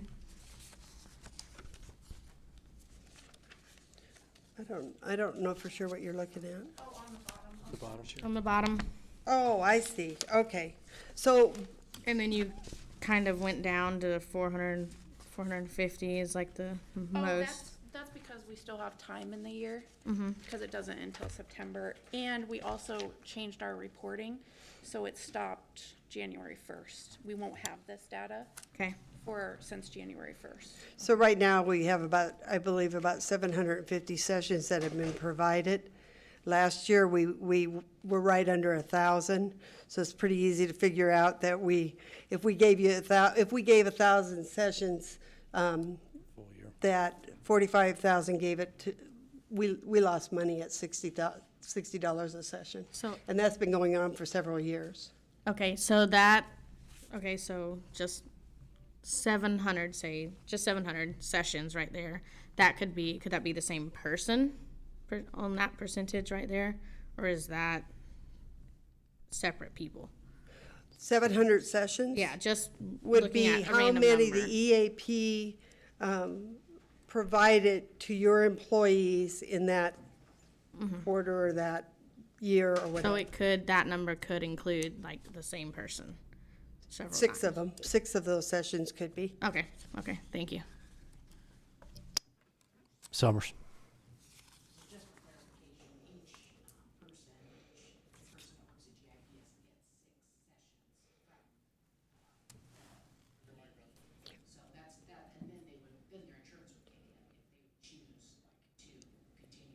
If they have insurance, right.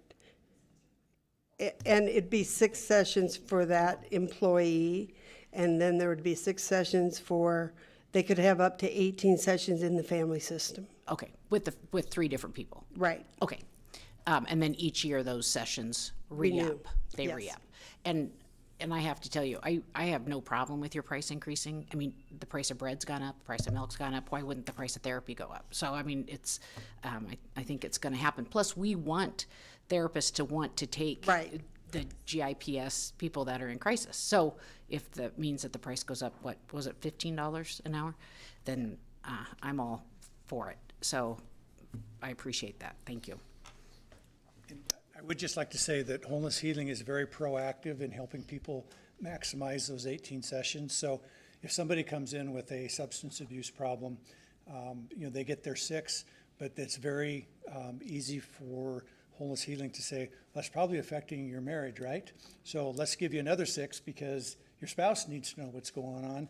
And by the way, how's that affected your relationship with your child that's still at home? Well, there's another 6. So it's not just like, somebody uses 6 and then those other 12 are just sitting there unless there's a completely isolated situation that, that they would come in for. So I've always really appreciated, because they could push people onto private pay or insurance. And then typically what we've seen with our folks is they're, when it starts coming out of their pocket, unfortunately, it's much harder for them to stay involved in the relationship with the therapist. So we have people that they use their 6 and then they don't do anything for 6 months until the new year starts, and then they use their 6 again, and then so by getting the 18, that can kind of help them navigate through maybe more of the year or the entire year, and then stay in And more. then there's the 12 holistic services. Right, you want Right. to talk about So they also, part of what we added to this contract was another additional 6 sessions, so a total of 12 sessions that your employees can use on any of the holistic services. So we have an energy enhancement system that seats 9 people. They can use that, and a lot of times we promote that by just asking them to go down and try it. So they can have that, or the Megan massage facility, which is a Megan bed that they can use. And so other things like mindfulness course, the mindfulness course that we teach, or the yoga, or different things. So they have opportunities to use some holistic services that are proactive, and they don't have to be in there for mental health reasons. They can just come in and use those. Okay. I think I'm over my 10 minutes. All right. Well, thank you very much for your help. Thank you. And I'll just mention, this is just information tonight, and then in July, we'll come back and seek action, so. Thank you, Mr. Stowe. Okay, item number 5.8, Panorama update.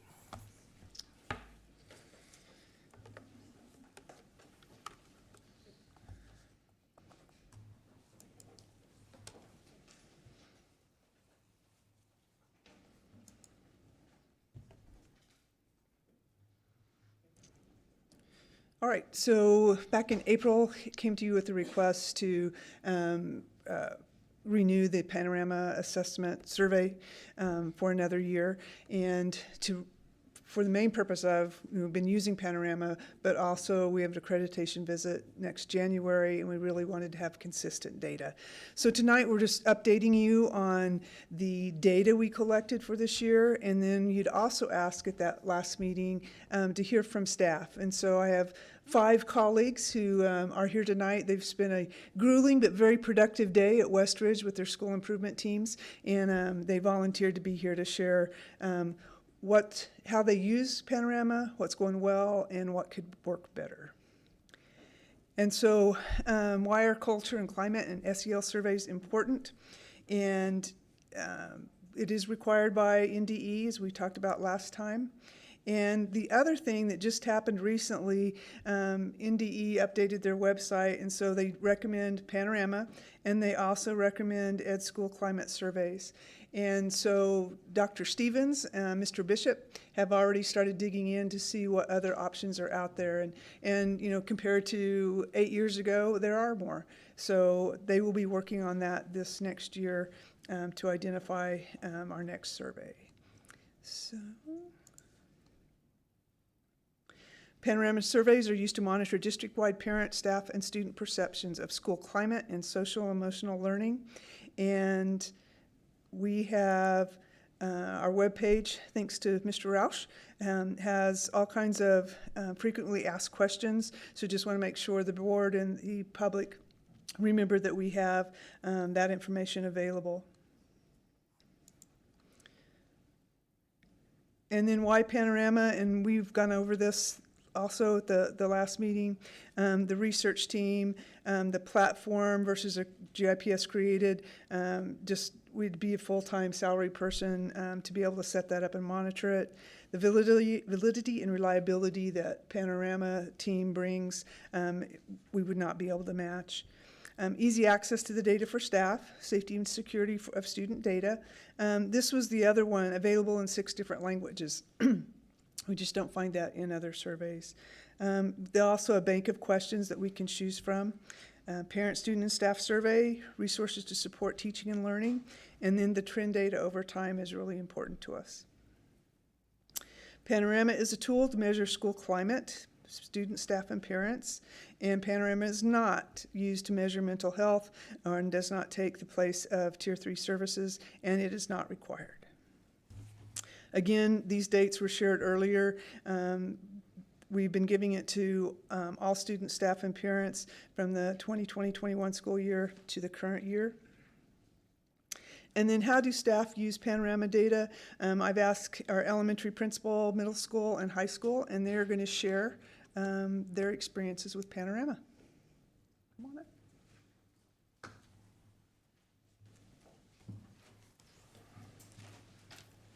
We taking turns? Okay.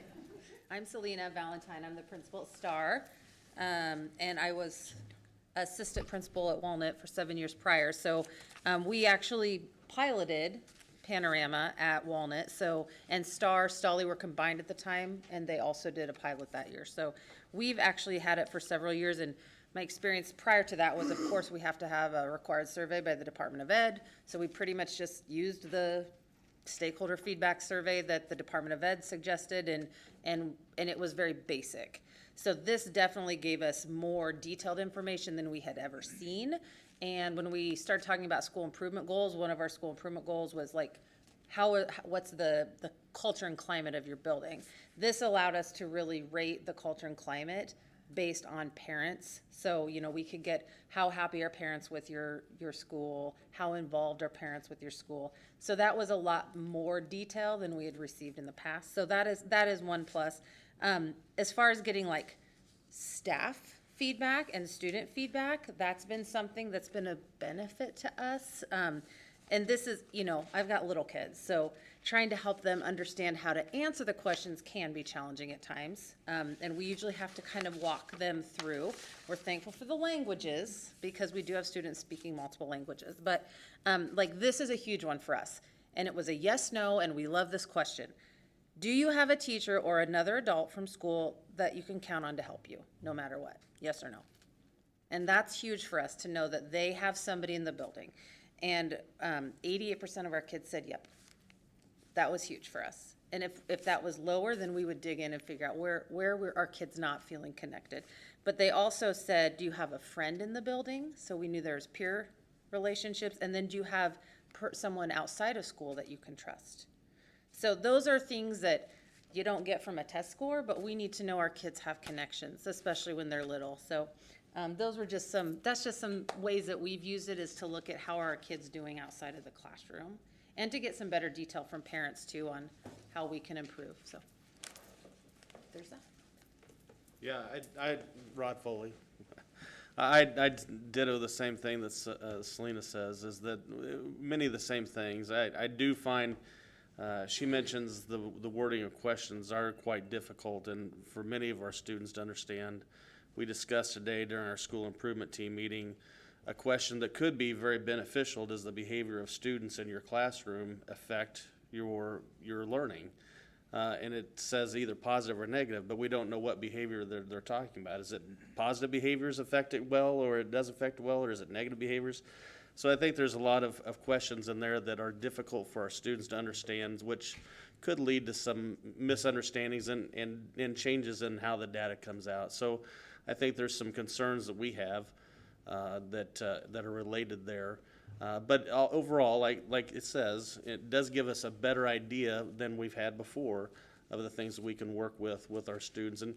And we even had the discussion of how that student feedback is something that we use to make decisions with, and how we respond back to students about their concerns, showing them that we're listening to that and that we understand what they're saying is a big part of the parts we use with Panorama. Great, thanks. Calvin Hubbard, Grand Island Senior High. I'm going to talk a little bit about how we have staff kind of engage with the information. So after the survey is given, we'll get together some PLC groups, things like that. We'll have them log into the survey, open up the data. I would walk them through, or somebody else who understands Panorama and what's involved with that would walk them through the process of accessing the information that's there. Give them some time to go ahead and just kind of look through it themselves, punch buttons. They're not going to break it, kind of see what they can find, and then come back and share with their colleagues about kind of the things that they noticed and wondered about with the information. And that leads then to more conversations like Selena and Rod were talking about how do we use that information to towards our school improvement plan, such as today we were looking at positive supports as one of our goals for our school improvement. And we were able to use some of that information to really shape our strategies moving into next year, make any changes that we feel like maybe can improve the climate and culture in our building, really figure out what resources we might need to help with our positive supports in our building. And so that really takes it to staff and allows them to put hands on it and really have a say in those kinds of actions moving forward for our school improvement plan. Yeah, thank you, Mr. Hubbard. You did a great job summarizing how we use the survey. And then I would add today, as he articulated, we really took a 30,000-foot view of the results and drilled down on our strategies, but also actions. Like, what are we specifically going to work on based on that information we received, primarily today on culture and climate. So, there are times, I'm being transparent, I view Panorama and I think, boy, we have a lot of smart people at the administration building and at the building level that, we could create surveys much like Panorama at a fraction of the cost. I'm being honest when I've thought about that in tight times that we're faced with. So I believe we can collect data from a qualitative standpoint on our own dime and maybe get similar results that way. So thank you for your time. Any questions for, I guess, any of us before I pass it on to Mr. Bishop? Mr. Sykes.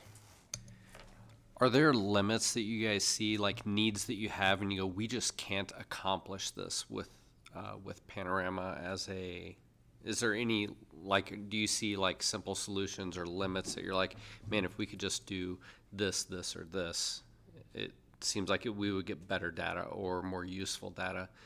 That's just, I'm asking from a standpoint of not choosing the questions, B, not getting to look at all of the contents of what you guys gather. So I'm just curious how you guys feel as the users. Is it meeting all the needs that you have as a software? I mean, I'd speak to that. I don't think there are limitations that Panorama has that doesn't meet our needs. I am frustrated with some of the questions because they're generally on a 5-point scale, which allows people to sit right in the middle. And the middle response is always counted as a negative response in Panorama. So I think that really skews the data to when you look at it, it always looks more negative than it could be. Fence riders are not generally negative; they don't care. So I'd really like to see it different so that I could understand more where people are coming from when they choose that middle response. And there's no option for adjustment when you're using that from you guys' end. I think they said that they're smart people that make those questions that are research based, but they also use a lot of double negatives in it too. So Yeah, I would second that comment. Thank you, Mr. Foley. There are times we look at that and we're like, wait a minute. This, I guess I'll put it this way. I'm not certain, not only students struggle understanding maybe the survey globally and specifically some questions, but I think our staff do too. And so therefore you do crank out some maybe negative results, whereas if you created your survey with a little tighter black and white type scenarios, you might improve that positive outcome with the data. Yeah, I love the yes and no question. That's great. Because there's a lot, especially with young kids, to try to explain the difference between almost all the time, frequently, sometimes, they start getting a little like, well, I don't know. Sometimes, is that the same? There are some that are great, that are yes and no. And then there are Right. some that are more of a 5-point Likert scale with very similar wording. So, there's definitely some things that could be improved as far as student usability, and it just really takes us to have to really explain what the question's asking, and when they answer it, and it's probably easier for us with a small class of elementary kids than when you've got 3,000 kids. And some of the best data are the open-ended questions that students can just answer without a response that's selected for them. And so you have the opportunity to actually hear what they are thinking by reading their words, on that screen. And that really generates a lot of the best conversations around what really is going on, as opposed to the 5-point scale or the yes or no questions. So. Ms. Malden. So knowing that now, that like if you're in the middle, that is negative, that's very interesting because you're not negative or positive, you're like right in the middle, fence rider. But with that being said, I can see also like you do have those fence riders where they're not going to understand the question. So you're going to ride that fence because you don't know whether yes or no. But then also each child, teacher, parent is going to interpret each question differently. So not having that many options when you don't even interpret and understand that completely, so I could see it going both ways. But now, isn't it different for each grade? Or was it every couple grades? I can't remember how it was. The questions were different. I think they're the same. So all of them had like a sliding. Elementary, middle. Then you don't have to yell. We do the upper elementary, and I know our questions are the same for those grades, but I'm not sure how they compare to middle school questions. Okay. Same categories, the question wording may be a little. But the upper elementary still had that on some of the questions, like the sliding scale of like. Yes, I was, Okay. exactly. And even that's hard for some adults too. Like some of them like very frequently or like frequently. Right. Like, eh. Somewhat frequently, yeah. Thank you. Ms. Garcia Mendez. Thank you. Maybe this is a question for Dr. Dexter. Has Panorama said why they classify the neutral stance as a negative? Yeah, if you want to speak to that. The response I've received when I've questioned them about it is that if you're committed and you believe in the climate and the positivity of your school, you will answer at the higher end. And so when the data is disaggregated, you have it by each question or each level of the scale. So we know how much percent was highly positive, the next level. So you can go in by hand and you could add that middle of the road answer to the high end, and you can see an increase. So you can do that, but they just really feel like for their survey that it's best you get the true picture of what people think if you go with the 4-5 on the end of the scale, as opposed to the 3-5. Understandable. Does it make sense? Now that I think about it. Yeah. I had another question, but I forgot. Yeah. Just came back, so. It'll come back to you. No, yeah, I appreciate it. Thank you.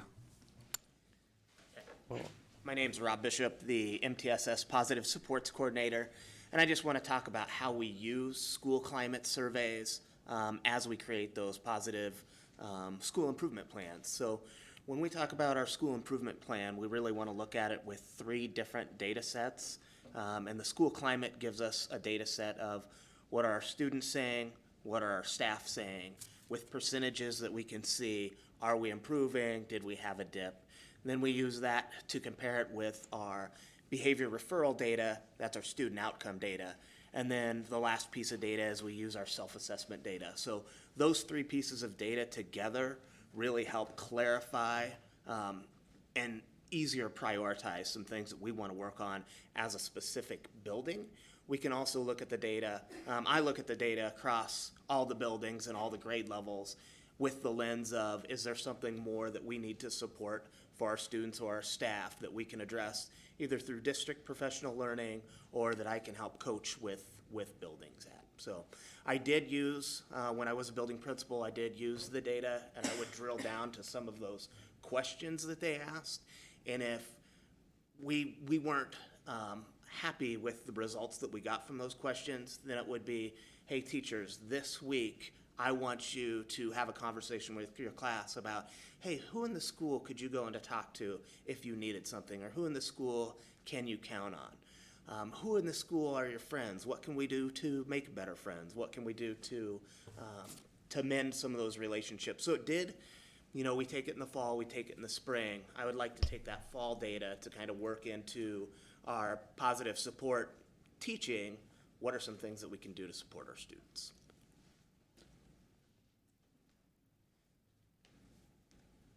Any other questions for our principals?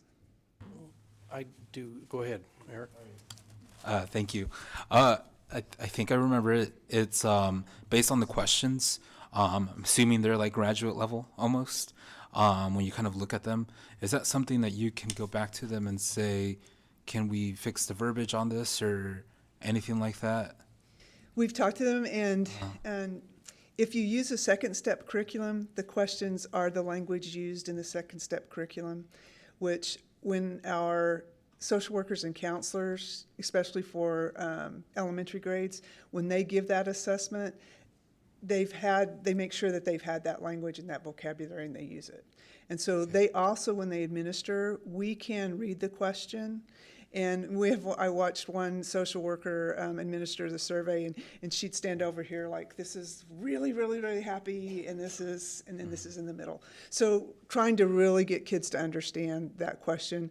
But the key piece of it is teaching the vocabulary to be prepared to take the assessment. And that's what the second step curriculum does.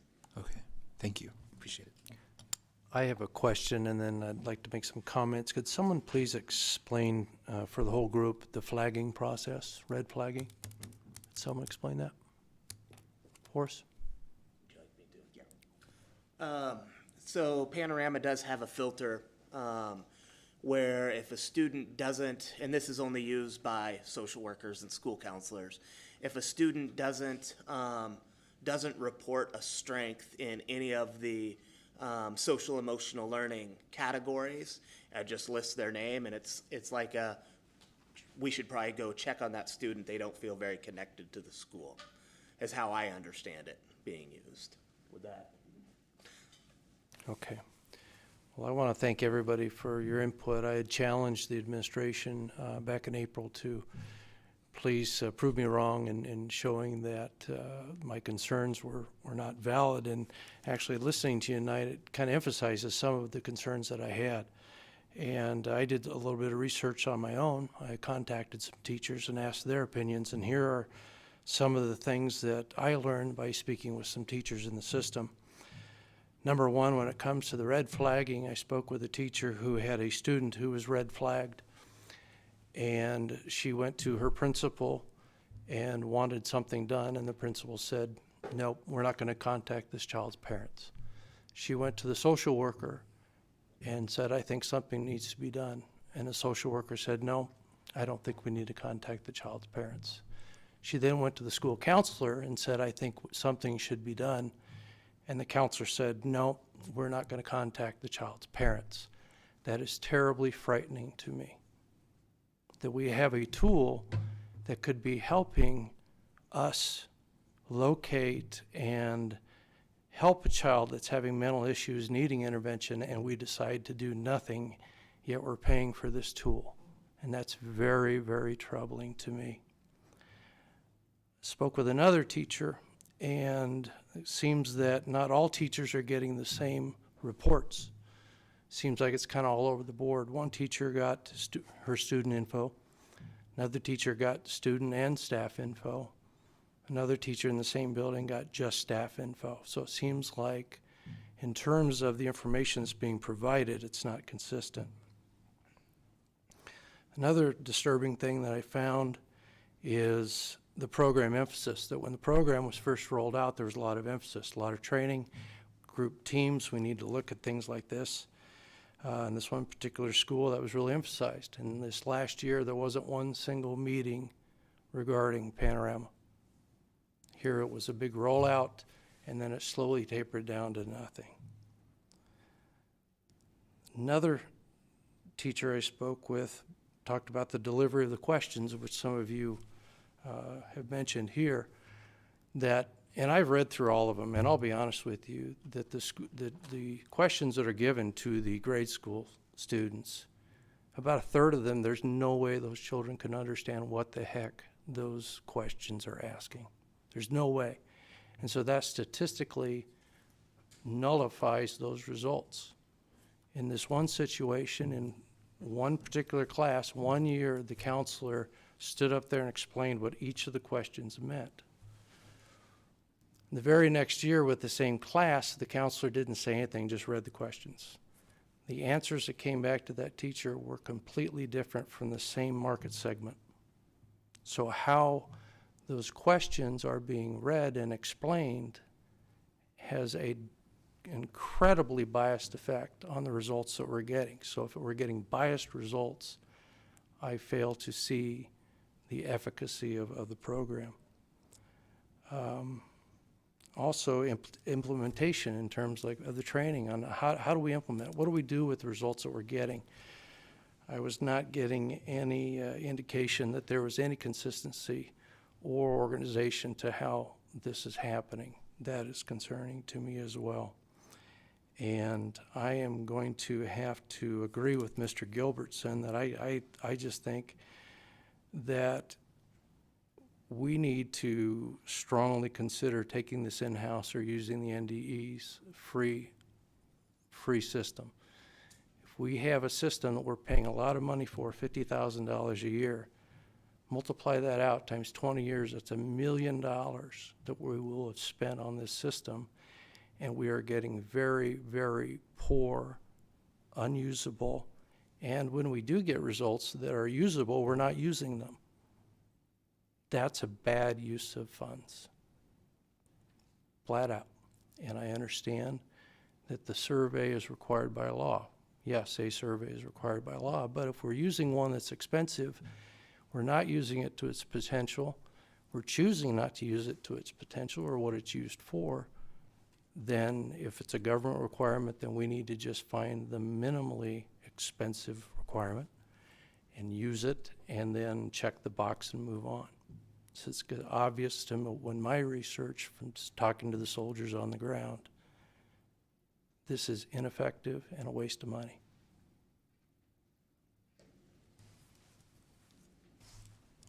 Other questions? Thanks you guys very much. Appreciate it. Ms. Oh, Jerkins. do you have a question? Sorry. I appreciate Mr. Gilbertson's input on that. That's a question that I have had as well. Is this something that we could achieve in-house? It feels like a super pertinent question. My concern becomes confidentiality. I have a lot of questions around it that do not need to be answered tonight, but confidentiality primarily being my concern, given especially what happened not so long ago with the disclosure of student information to the public. And that was wildly inappropriate. And that could happen again in any capacity. But specifically, you know, when I think about in-house development of that, I guess I just more than anything want to communicate how important confidentiality would be. And I would just want that to be paramount in development. And again, Dr. Stevens and Mr. Bishop have already started researching others, and Dr. Dahl has kind of dug into what it would take to develop, and that reliability and validity is really important as well. And then the storage, and then the trend data, and you've heard me go on and on. But I'll show you some of the data that we have collected this year. So you have school climate and grades 3 through 5. And the trend data, oh gosh.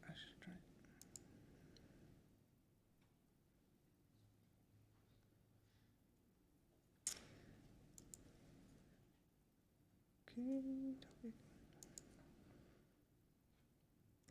And teams did today dig into this. I was in the different building level teams and asked great questions. You know, how can we dig more? What needs to be better? But the school climate at grades 3 through 5, and these were the pilot years. And then you had COVID,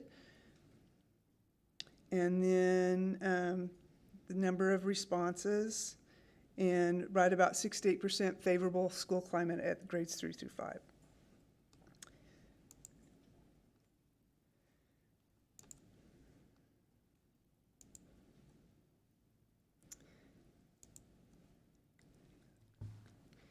And then you will see a bit of a trend that climate expectations go down as kids get older. So when you look at school climate, 6 through 8, 47%, favorably school climate, and 40%. And then you can see, compared to other districts, where we rank within that comparison. So we're right in the middle of other schools our size. We're below at the 6th, 8th grade levels and 9, 12 level. And then when we go to staff,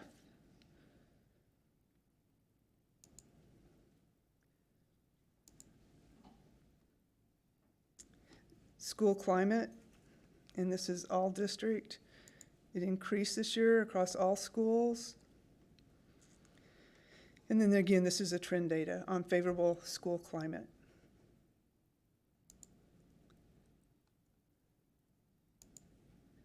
And I will show you one more thing.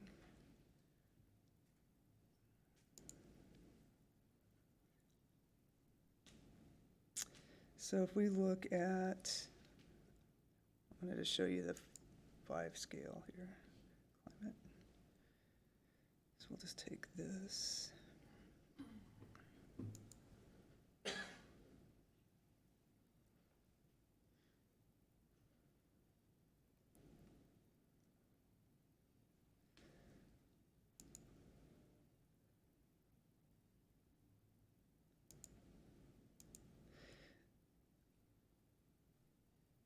So here's where you have the very positive, somewhat positive, slightly positive in the middle. So Panorama, you can see the red, takes these as non-favorable. They take the green as favorable. If you add this 23% to the green, then that does increase your positive responses to the question. So, and again, reached out to them and I shared the answer that we got back. But again, schools were digging into the data today with their school improvement teams. I work with the counselors and social workers. They have used the red flag to set up groups, small groups, to help kids. They've reached out to families. I don't know who you've talked to, but we do have people that are doing just that, finding kids. We've even can go into the student responses, and I think I shared this with you before. A student said, I just don't want to live anymore. We worked with Panorama to find that kiddo and get some assistance and help there. But due to the confidentiality and not wanting kids to think that we're going to share their information, we don't do that often, but when we see it, we take care of it. So that's the present. Oh, one more thing, sorry. Dr. Palmer did a survey, several different questions, but one of them was about Panorama, and these were the responses received back. And just like Mr. Foley pointed out, that response rate, and then outside of our control, cell phone, dress code, and quality of food. Kids will complain about that. Well, that's the way it is. They use the questions from the SIP team to target support, where we look at students we have concerns about and see why they marked what they did. It's used to gauge culture. Comments for students are general and usually unactionable. So just like the cell phones, the dress code, and the quality of food. Low number of responses. It is getting better with staff, but still, people just don't respond. And then the action plans that we develop with the leadership teams. So that is the end of it, the presentation. Questions? Ms. Malden. So speaking of confidentiality, like she was saying, it's very important. I know, like, when you do the GIPS as like the mental health screenings, like with a certain student, like that's confidential, and that's the questions are confidential too. Are you talking about the suicide screener? Yeah. Yes. Yeah. So I know like that's confidential. So if we were to do something like that, in-house, there would be, it would be possible to keep certain things like that confidential, since we have something like that being kept confidential too, right? Okay, but it would be still accessible to the parents, because Panorama survey, a parent can request that, right? Mm-hmm. Yes. Okay, that was just kind of what I was curious about, because that is very important, so. Thank you, and yep.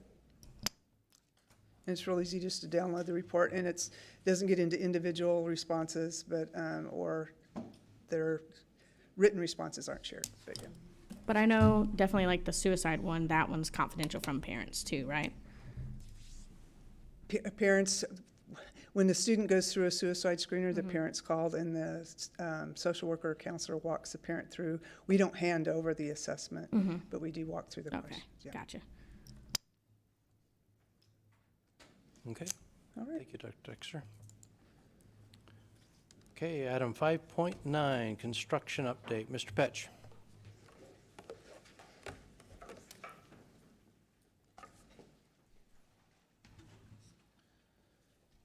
Thanks, President McFarland. Like I said, last meeting, once the school's out, the wrecking ball started rolling through the buildings. And so when that happens, then we've been finding a lot of things that we didn't know we had and issues. And so working through that, and that's senior high, Knickerum,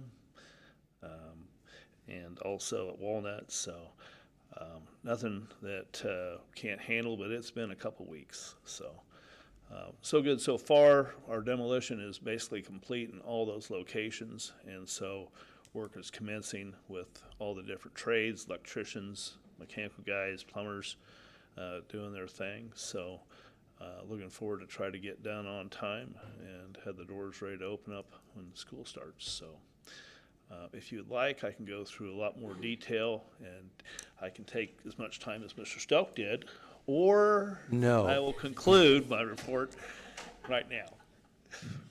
If you have any questions, Any questions for Mr. Petch? Thank you, Dan. Thanks. We do not have a student representative report tonight, so 5.11 Superintendent report. Mr. Fisher. Okay, just a reminder that even though school is out, we're a long ways from having people gone and doing nothing during the summer. Pretty extensive list, actually, of different student activities going on, from power camp and just summer school to high school sports camps. All those different activities are taking place with lots of our students involved, lots of our staff involved. So just a reminder that those things are going on. We've got students on a regular basis in the buildings, for sure throughout June while we're doing summer school, but really throughout the summer. We're also feeding a lot of students. We do provide both breakfast and lunch for a number of students throughout those summer months. So that's going on. A couple of things I wanted to mention, because this is the first time I've got a chance to do them. We did our Leadership Institute, which basically was an opportunity to bring all of our principals together and really work through some planning for next year. We did that last week. I think really a great opportunity for me in particular, to get a chance to see our people work together and really start that planning process. I think our L4L team did a great job of leading them through being ready.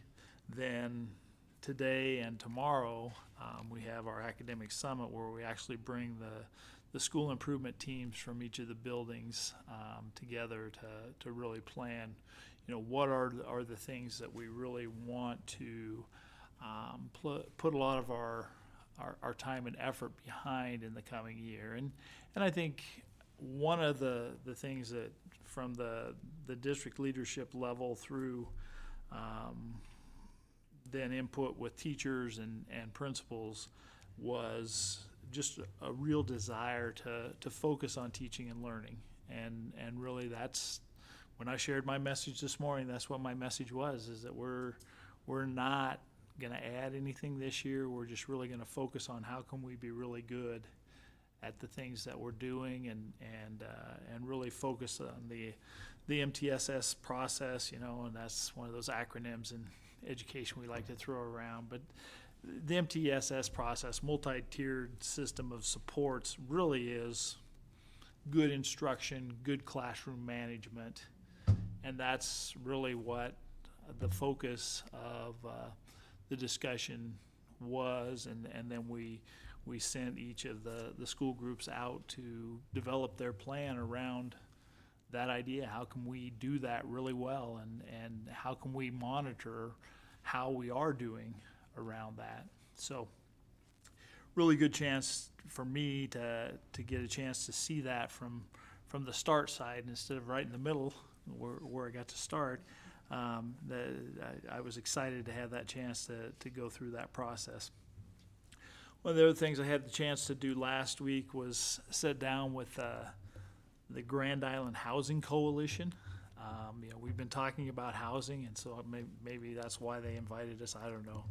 But just really talking about housing in the Grand Island community, and certainly we've talked about it as a concern, and it's definitely a community concern, and it was really good to hear some of the perspective from some of the other entities that are really studying housing in Grand Island. So that was good information for me. One other thing, probably come up in F&F here in the next month, I would guess. We found out that we're probably going to need to change auditors. So you can put that on your things of, oh, well, that'll be a little bit of a change. Really won't impact the board much, but at some point in time, we'll have a little bit different auditor looking at things this year. We had a conflict of interest, so. Otherwise, just legislatively, the legislature did finally adjourn. It was a painful session. Not much got done, other than they built a Christmas tree that moved a whole bunch of things through that really are going to probably force us, as we look at our policies over the next couple months, to update a lot of policies and really things that are going to impact both students and staff that we're going to have to put in place as a result of the things that got passed in LB 705 when it did get passed. And then the governor's finance package did ultimately make it through the legislative process and would be in law. And as Wayne mentioned earlier, we may see some benefit from that. It's a little hard to gauge right now exactly what that's going to look like, because for equalized districts, you're going to gain potentially some dollars on one side, but you're going to lose them, in the equalization side of things. So as far as any great windfall that's going to heal us, that is not going to happen, unfortunately. So those are kind of the things that came out of that.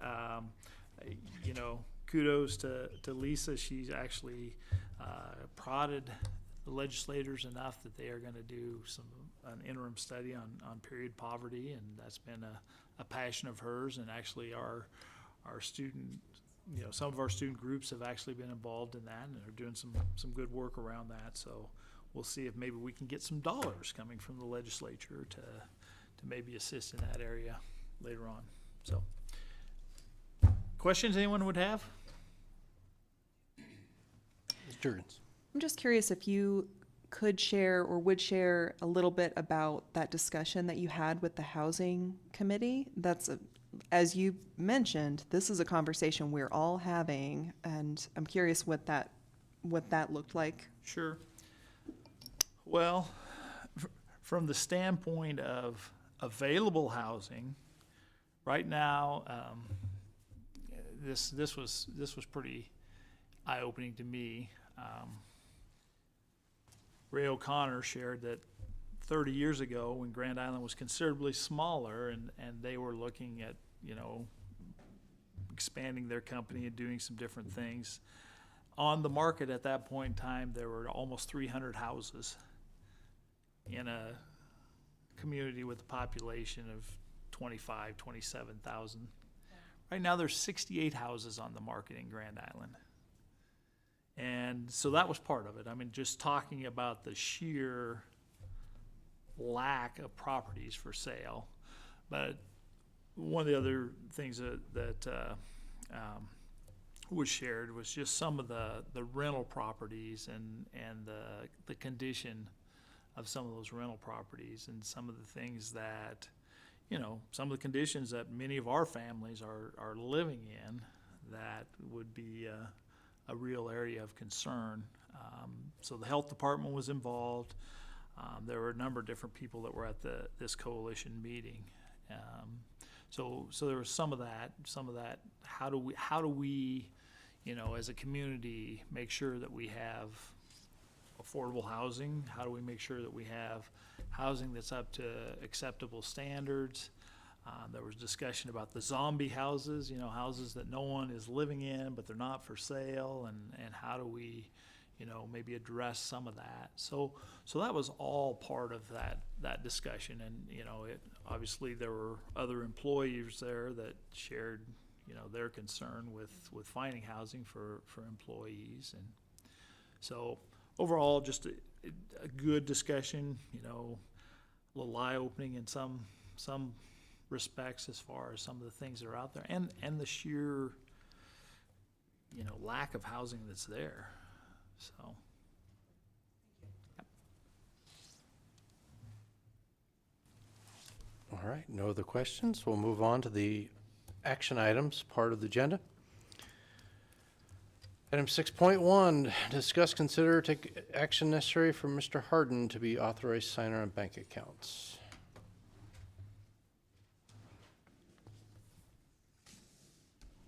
Howdy, folks. Did you think of any questions for me since I was last up here? No. Okay. At this time, I would entertain a motion to appoint Mr. Virgil Harden as authorized signer on all bank accounts held by Grand Island Public Schools at 5 Points Bank and to remove Dr. Ken Schroeder from the same. Ms. Albers? Motion to appoint Mr. Virgil Harden as an authorized signer on all bank accounts held by Grand Island Public Schools at 5 Points Bank and to remove Mr. Ken Schroeder from the same. Thank you. Second by Mr. Garcia Mendez. Discussion. Seeing none, we may proceed to a vote. Motion passes. Thank you. Okay, item number 6.2, discuss, consider, take action necessary to the student transportation contract for fiscal year 23-24. Dr. Schroeder. Grand Island Public Schools enjoys a strong working relationship with Holiday Express, which provides student transportation services for the school district. The 5-year contract Grand Island Public Schools has with Holiday Express allows for a 4% increase to cover increases in operating expenses from year to year. The proposed transportation schedule and corresponding payment schedule for the 23-24 school year was presented to the Finance and Facilities Committee and to the Board of Education for review and consideration at the May 11th board meeting. I would respectfully request that you approve the proposed student transportation schedule as presented. Any questions for Dr. Schroeder? Seeing none, I would entertain a motion to approve the proposed transportation schedule with Holiday Express for student transportation 23-24 school year. Ms. Albers. Motion to approve the proposed transportation schedule with Holiday Express for student transportation services for the 2023-24 school year as presented. Second. Thank you. Discussion. Seeing none, proceed to a vote. Motion passes. Thank you. Thank you. Dr. Schroeder? Are you sure you want to be off that checking account? Yes. Okay. Okay, classified salary schedule, Mr. Stelk. I have nothing additional to present. I'd be happy to answer any questions that you might have. Any questions? Mr. Sykes. It's more of a comment than a question. You realize how difficult it was for us to understand that schedule, how that gets rolled out to the classified staff and intentionally explained. You may want to be more thorough so that we don't lose people, so they understand where they're at on that and they can be encouraged with what we're trying to do with them pay scale wise. So you may task some of your department supervisors to go, hey, make sure you're having sit downs, make sure people understand. Just the things that you guys were asking about understanding where it says this, but it looks like that, because our intent is to keep those people and we want to make sure they fully understand. So, Good point, thank you. Anyone else? Okay, I would entertain a motion to approve the classified salary schedule.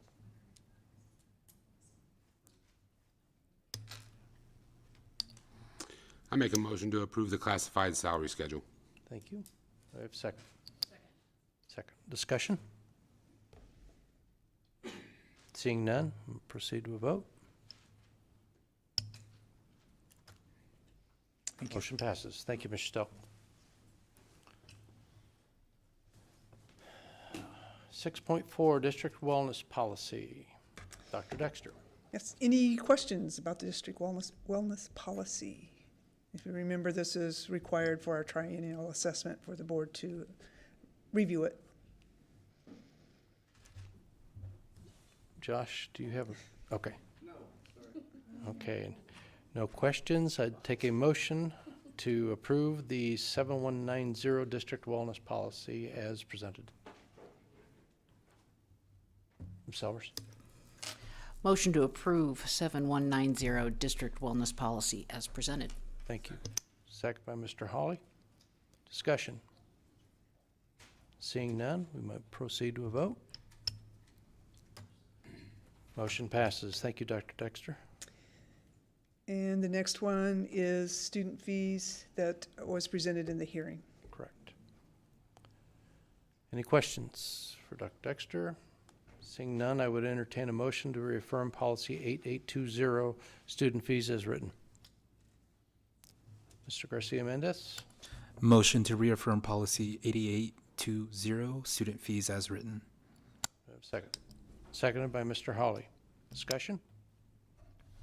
Seeing none, proceed to a vote. Motion passes. Item 6.6, Dr. Dexter, state law requiring board to hold public hearing on parental involvement policy. Any questions? Questions? None? I would entertain a motion to reaffirm policy 9110, parental access to educational practices as written. Ms. Malden. Motion to reaffirm policy 9110, parental access to educational practices as written. Thank you. Seconded by Mr. Garcia Mendez. Discussion? Seeing none, proceed to vote. Motion passes. Thank you. Reports. Grand Island Public Schools Foundation report. We have Miss Carrie Hooker-Leap to come speak with us. Good evening. Good evening. So I am Carrie Hooker-Leap, the Executive Director for the Grand Island Public Schools Foundation. I have with me tonight Maggie McDermott. She is our annual giving coordinator. I believe you've all met her before. She came and spoke. We're here to give some positive results of what we did this last year. So we're going to kind of do a little celebration. We also have some wonderful visuals that Maggie's in charge of. And those are going to be the checks that we're going to present that just represent the philanthropic donations that we have given back to the district. So we're going to start with the classroom grants. Classroom grants are the grants that are provided to the innovative and out-of-the-box thinking teachers that provide students with like a new teaching experience, something that the basic curriculum doesn't cover. This year we did grant $16,457. That is 16 grants to 10 different schools, and that encompassed 4,400 students. I think that's pretty impressive. I'm going to give just a couple little details about what those were, because I thought they were spectacular. We had 3 middle schools that asked, and they came together. All the students at the 3 middle schools were provided with a presentation on social media, the appropriate use of it and the inappropriate use of it. Felt like it was really impactful. The counselors that brought it together were very excited about it. We also do fun things for the preschools. We provided them with trikes. If you go over to Howard School, you'll see these wonderful trikes, and the kids love them. As well as 7 of the schools came together, 16 different teachers, and they did vertical learning surfaces. If you don't know what those were, and I did not until I saw them, it is when they work in a pod, and it's basically a whiteboard that works in the middle. So the students are able to work together, and teachers were just fascinated with these, and we felt like they really worked out well. So that is our classroom grants. Next, we'll go on to the career pathways dual grant credits. We have partnered with the district for several years, and this year we're giving $22,300 to offset the generous dual credit hours to our amazing students. The foundation is dedicated to provide the students with a rich educational journey, robust opportunities, and provide them to thrive and dream big. The foundation had what I would say is a spectacular scholarship year, and Mr. Fisher was generous enough to do a lot of that with us. This year, we provided 100 students, that is 100 GISH students, 2 non-GISH students, a total of 174 scholarships with a record amount of $639,158. That is absolutely out of this world. And Mr. Fisher was able, and I think several of you were able to meet those students, and I can tell you, it was life-changing for so many of them. My first year, to see them when we presented them with the scholarships was just it just changed your heart. It filled your heart with so much joy. So that is what we did there. And then we're going to end up just giving you we'll give these to you so you guys can have a little photo opportunity, because I know Mitch loves that. We want to end up with the annual staff giving campaign, and just wanted to do a kind of little summation. The campaign included a $5,000 challenge gift from the Benson family. That was in honor of their mom, Janet Benson. And this was important. Janet Benson's kids are Jeff Benson, Sherry Brown, Kim Wagner, Kathy Beebe, Kelly Jeffries, Jim Benson, and Julie Wooden. Their mom, they wanted to honor her. She was a GIPS secretary. She bled purple, and she wanted to give back. The Benson family has been involved in GIPS for 56 years. If you hear some of those names, I'm sure some of you recognize those. I know Lisa and I do. The Benson family has participated in our staff giving campaign since its induction in 2004. The proceeds from the trigger from them doing that is that it increased or met everybody that increased or first-time givers. Our program that we receive, the monies that we receive from our generous staff, retired teachers, Board of Education, Foundation Board, that funds classroom grant programs. It funds the Academic Aristocratic Scholarship Program. We, in the past 22-23 year, invested $1,184,062 into programs, scholarships, and grants to benefit our GIPS students. It was our 20th year. I think that's pretty spectacular too. And we made an incredible record-breaking 93% participation. I have said this before, but I have gone to national conferences. That is not heard of. That is not heard of in the state of Nebraska. Grand Island is above the board.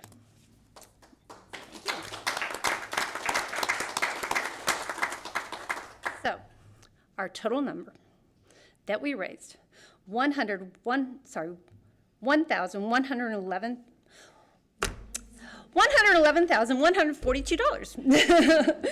That is the third time in a row, and that again, that we have surpassed $100,000. We have never reached that. That is a record breaker as well. So, just to say thank you. Thank you so much for all your support in what the foundation does, your generosity, your trust in what we do. We are so grateful, and I will end it on there. I'm not using my full 10 minutes, so I will pass that on to anyone. Thank you so much.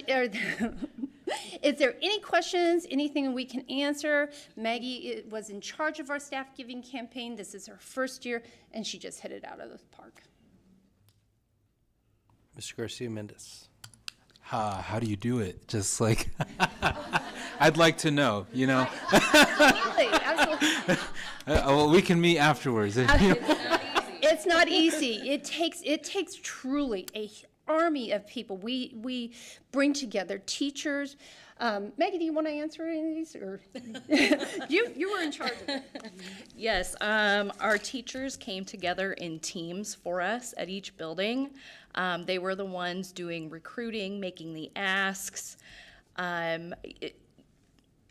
So I really have to give a lot of credit to our teachers. They did a lot of the work. Absolutely. Yep. Our teachers and truly the support of everyone. Yes. When we reached out to Mr. Fisher and said, hey, we are so close, can we push it a little further? He reached out, he sent out the emails, and that's the team concept that GIPS and the foundation has together, and we're very grateful for that. Anything else? Maggie will present you with the checks, and then you guys can go on. Go ahead. Okay. Give them to Lisa, or Mr. Fisher. She gives us the board, you ought to get up there.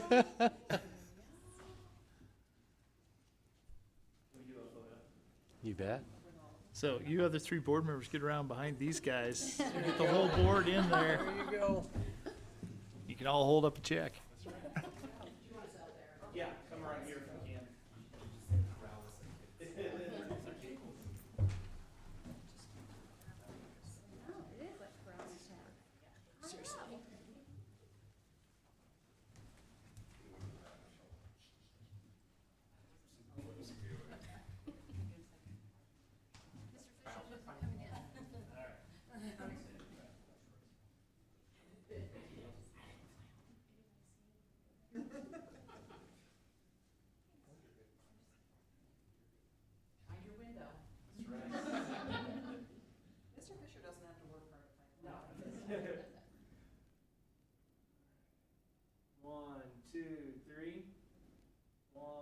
2, 3.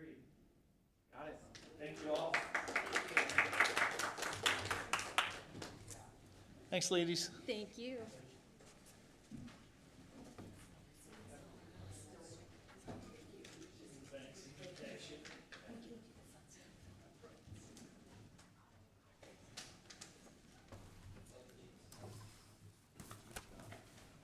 Just as a quick side note, Ms. Hooker-Leap mentioned the Academic Aristocrat program, and there were a few of us there at that event, and that was an outstanding event.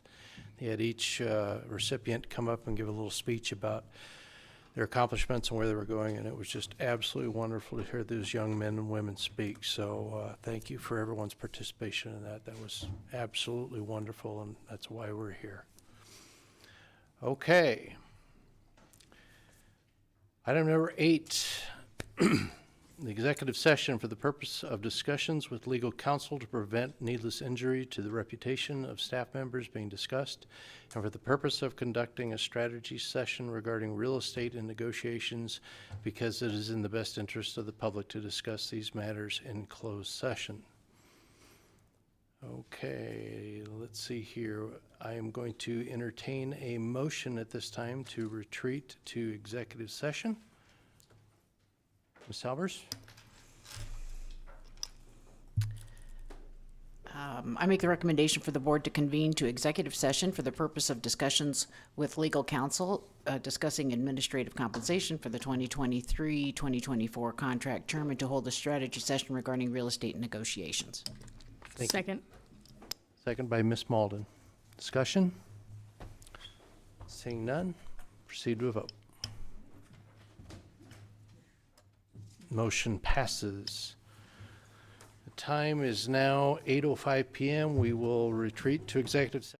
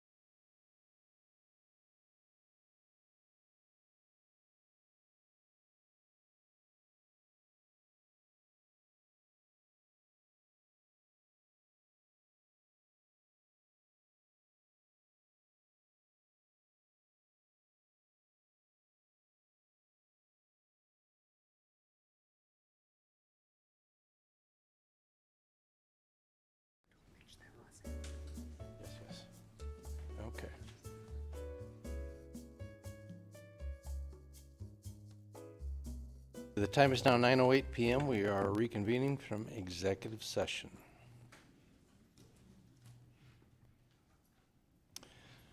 Approval of any action deemed necessary as a result of executive session. Subject 10.1, discuss, consider, take action necessary to GICSA, Grand Island Council of School Administrators compensation for fiscal year 2023-24.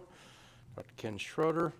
I would entertain a motion at this time to approve the 2023-24 GICSA compensation package as discussed. Ms. Albers. Motion to approve the 2023-24 GICSA compensation package as discussed. Second. Thank you. Seconded by Mr. Garcia Mendez. Discussion. Garcia Mendez. Seeing none, we will proceed to a vote. Motion passes. Thank you. Item number 10.2, motion to approve the 2023 central office compensation as discussed. I would entertain that motion at this time. I can't see, is that? I'm sorry. I can't see over your water bottle. Ms. Albers. Ms. Albers. Motion to approve the 2023-2024 central office compensation as discussed. Second? Seconded by Mr. Hawley. Discussion. Seeing none, proceed to vote. Motion passes.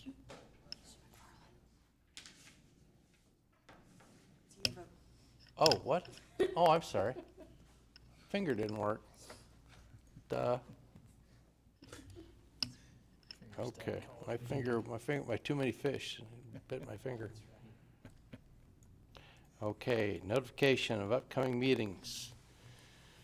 Board of Education special meeting, Tuesday, June 13, 2023 at 5:30 p.m. Regular Board of Education meeting Thursday, July 13, 2023 at 5:30 p.m. Board retreat still to be determined. We'll do that on a day we're fresher. Okay, that sounds wonderful. All right, the official time is now 9:11. I call this meeting adjourned.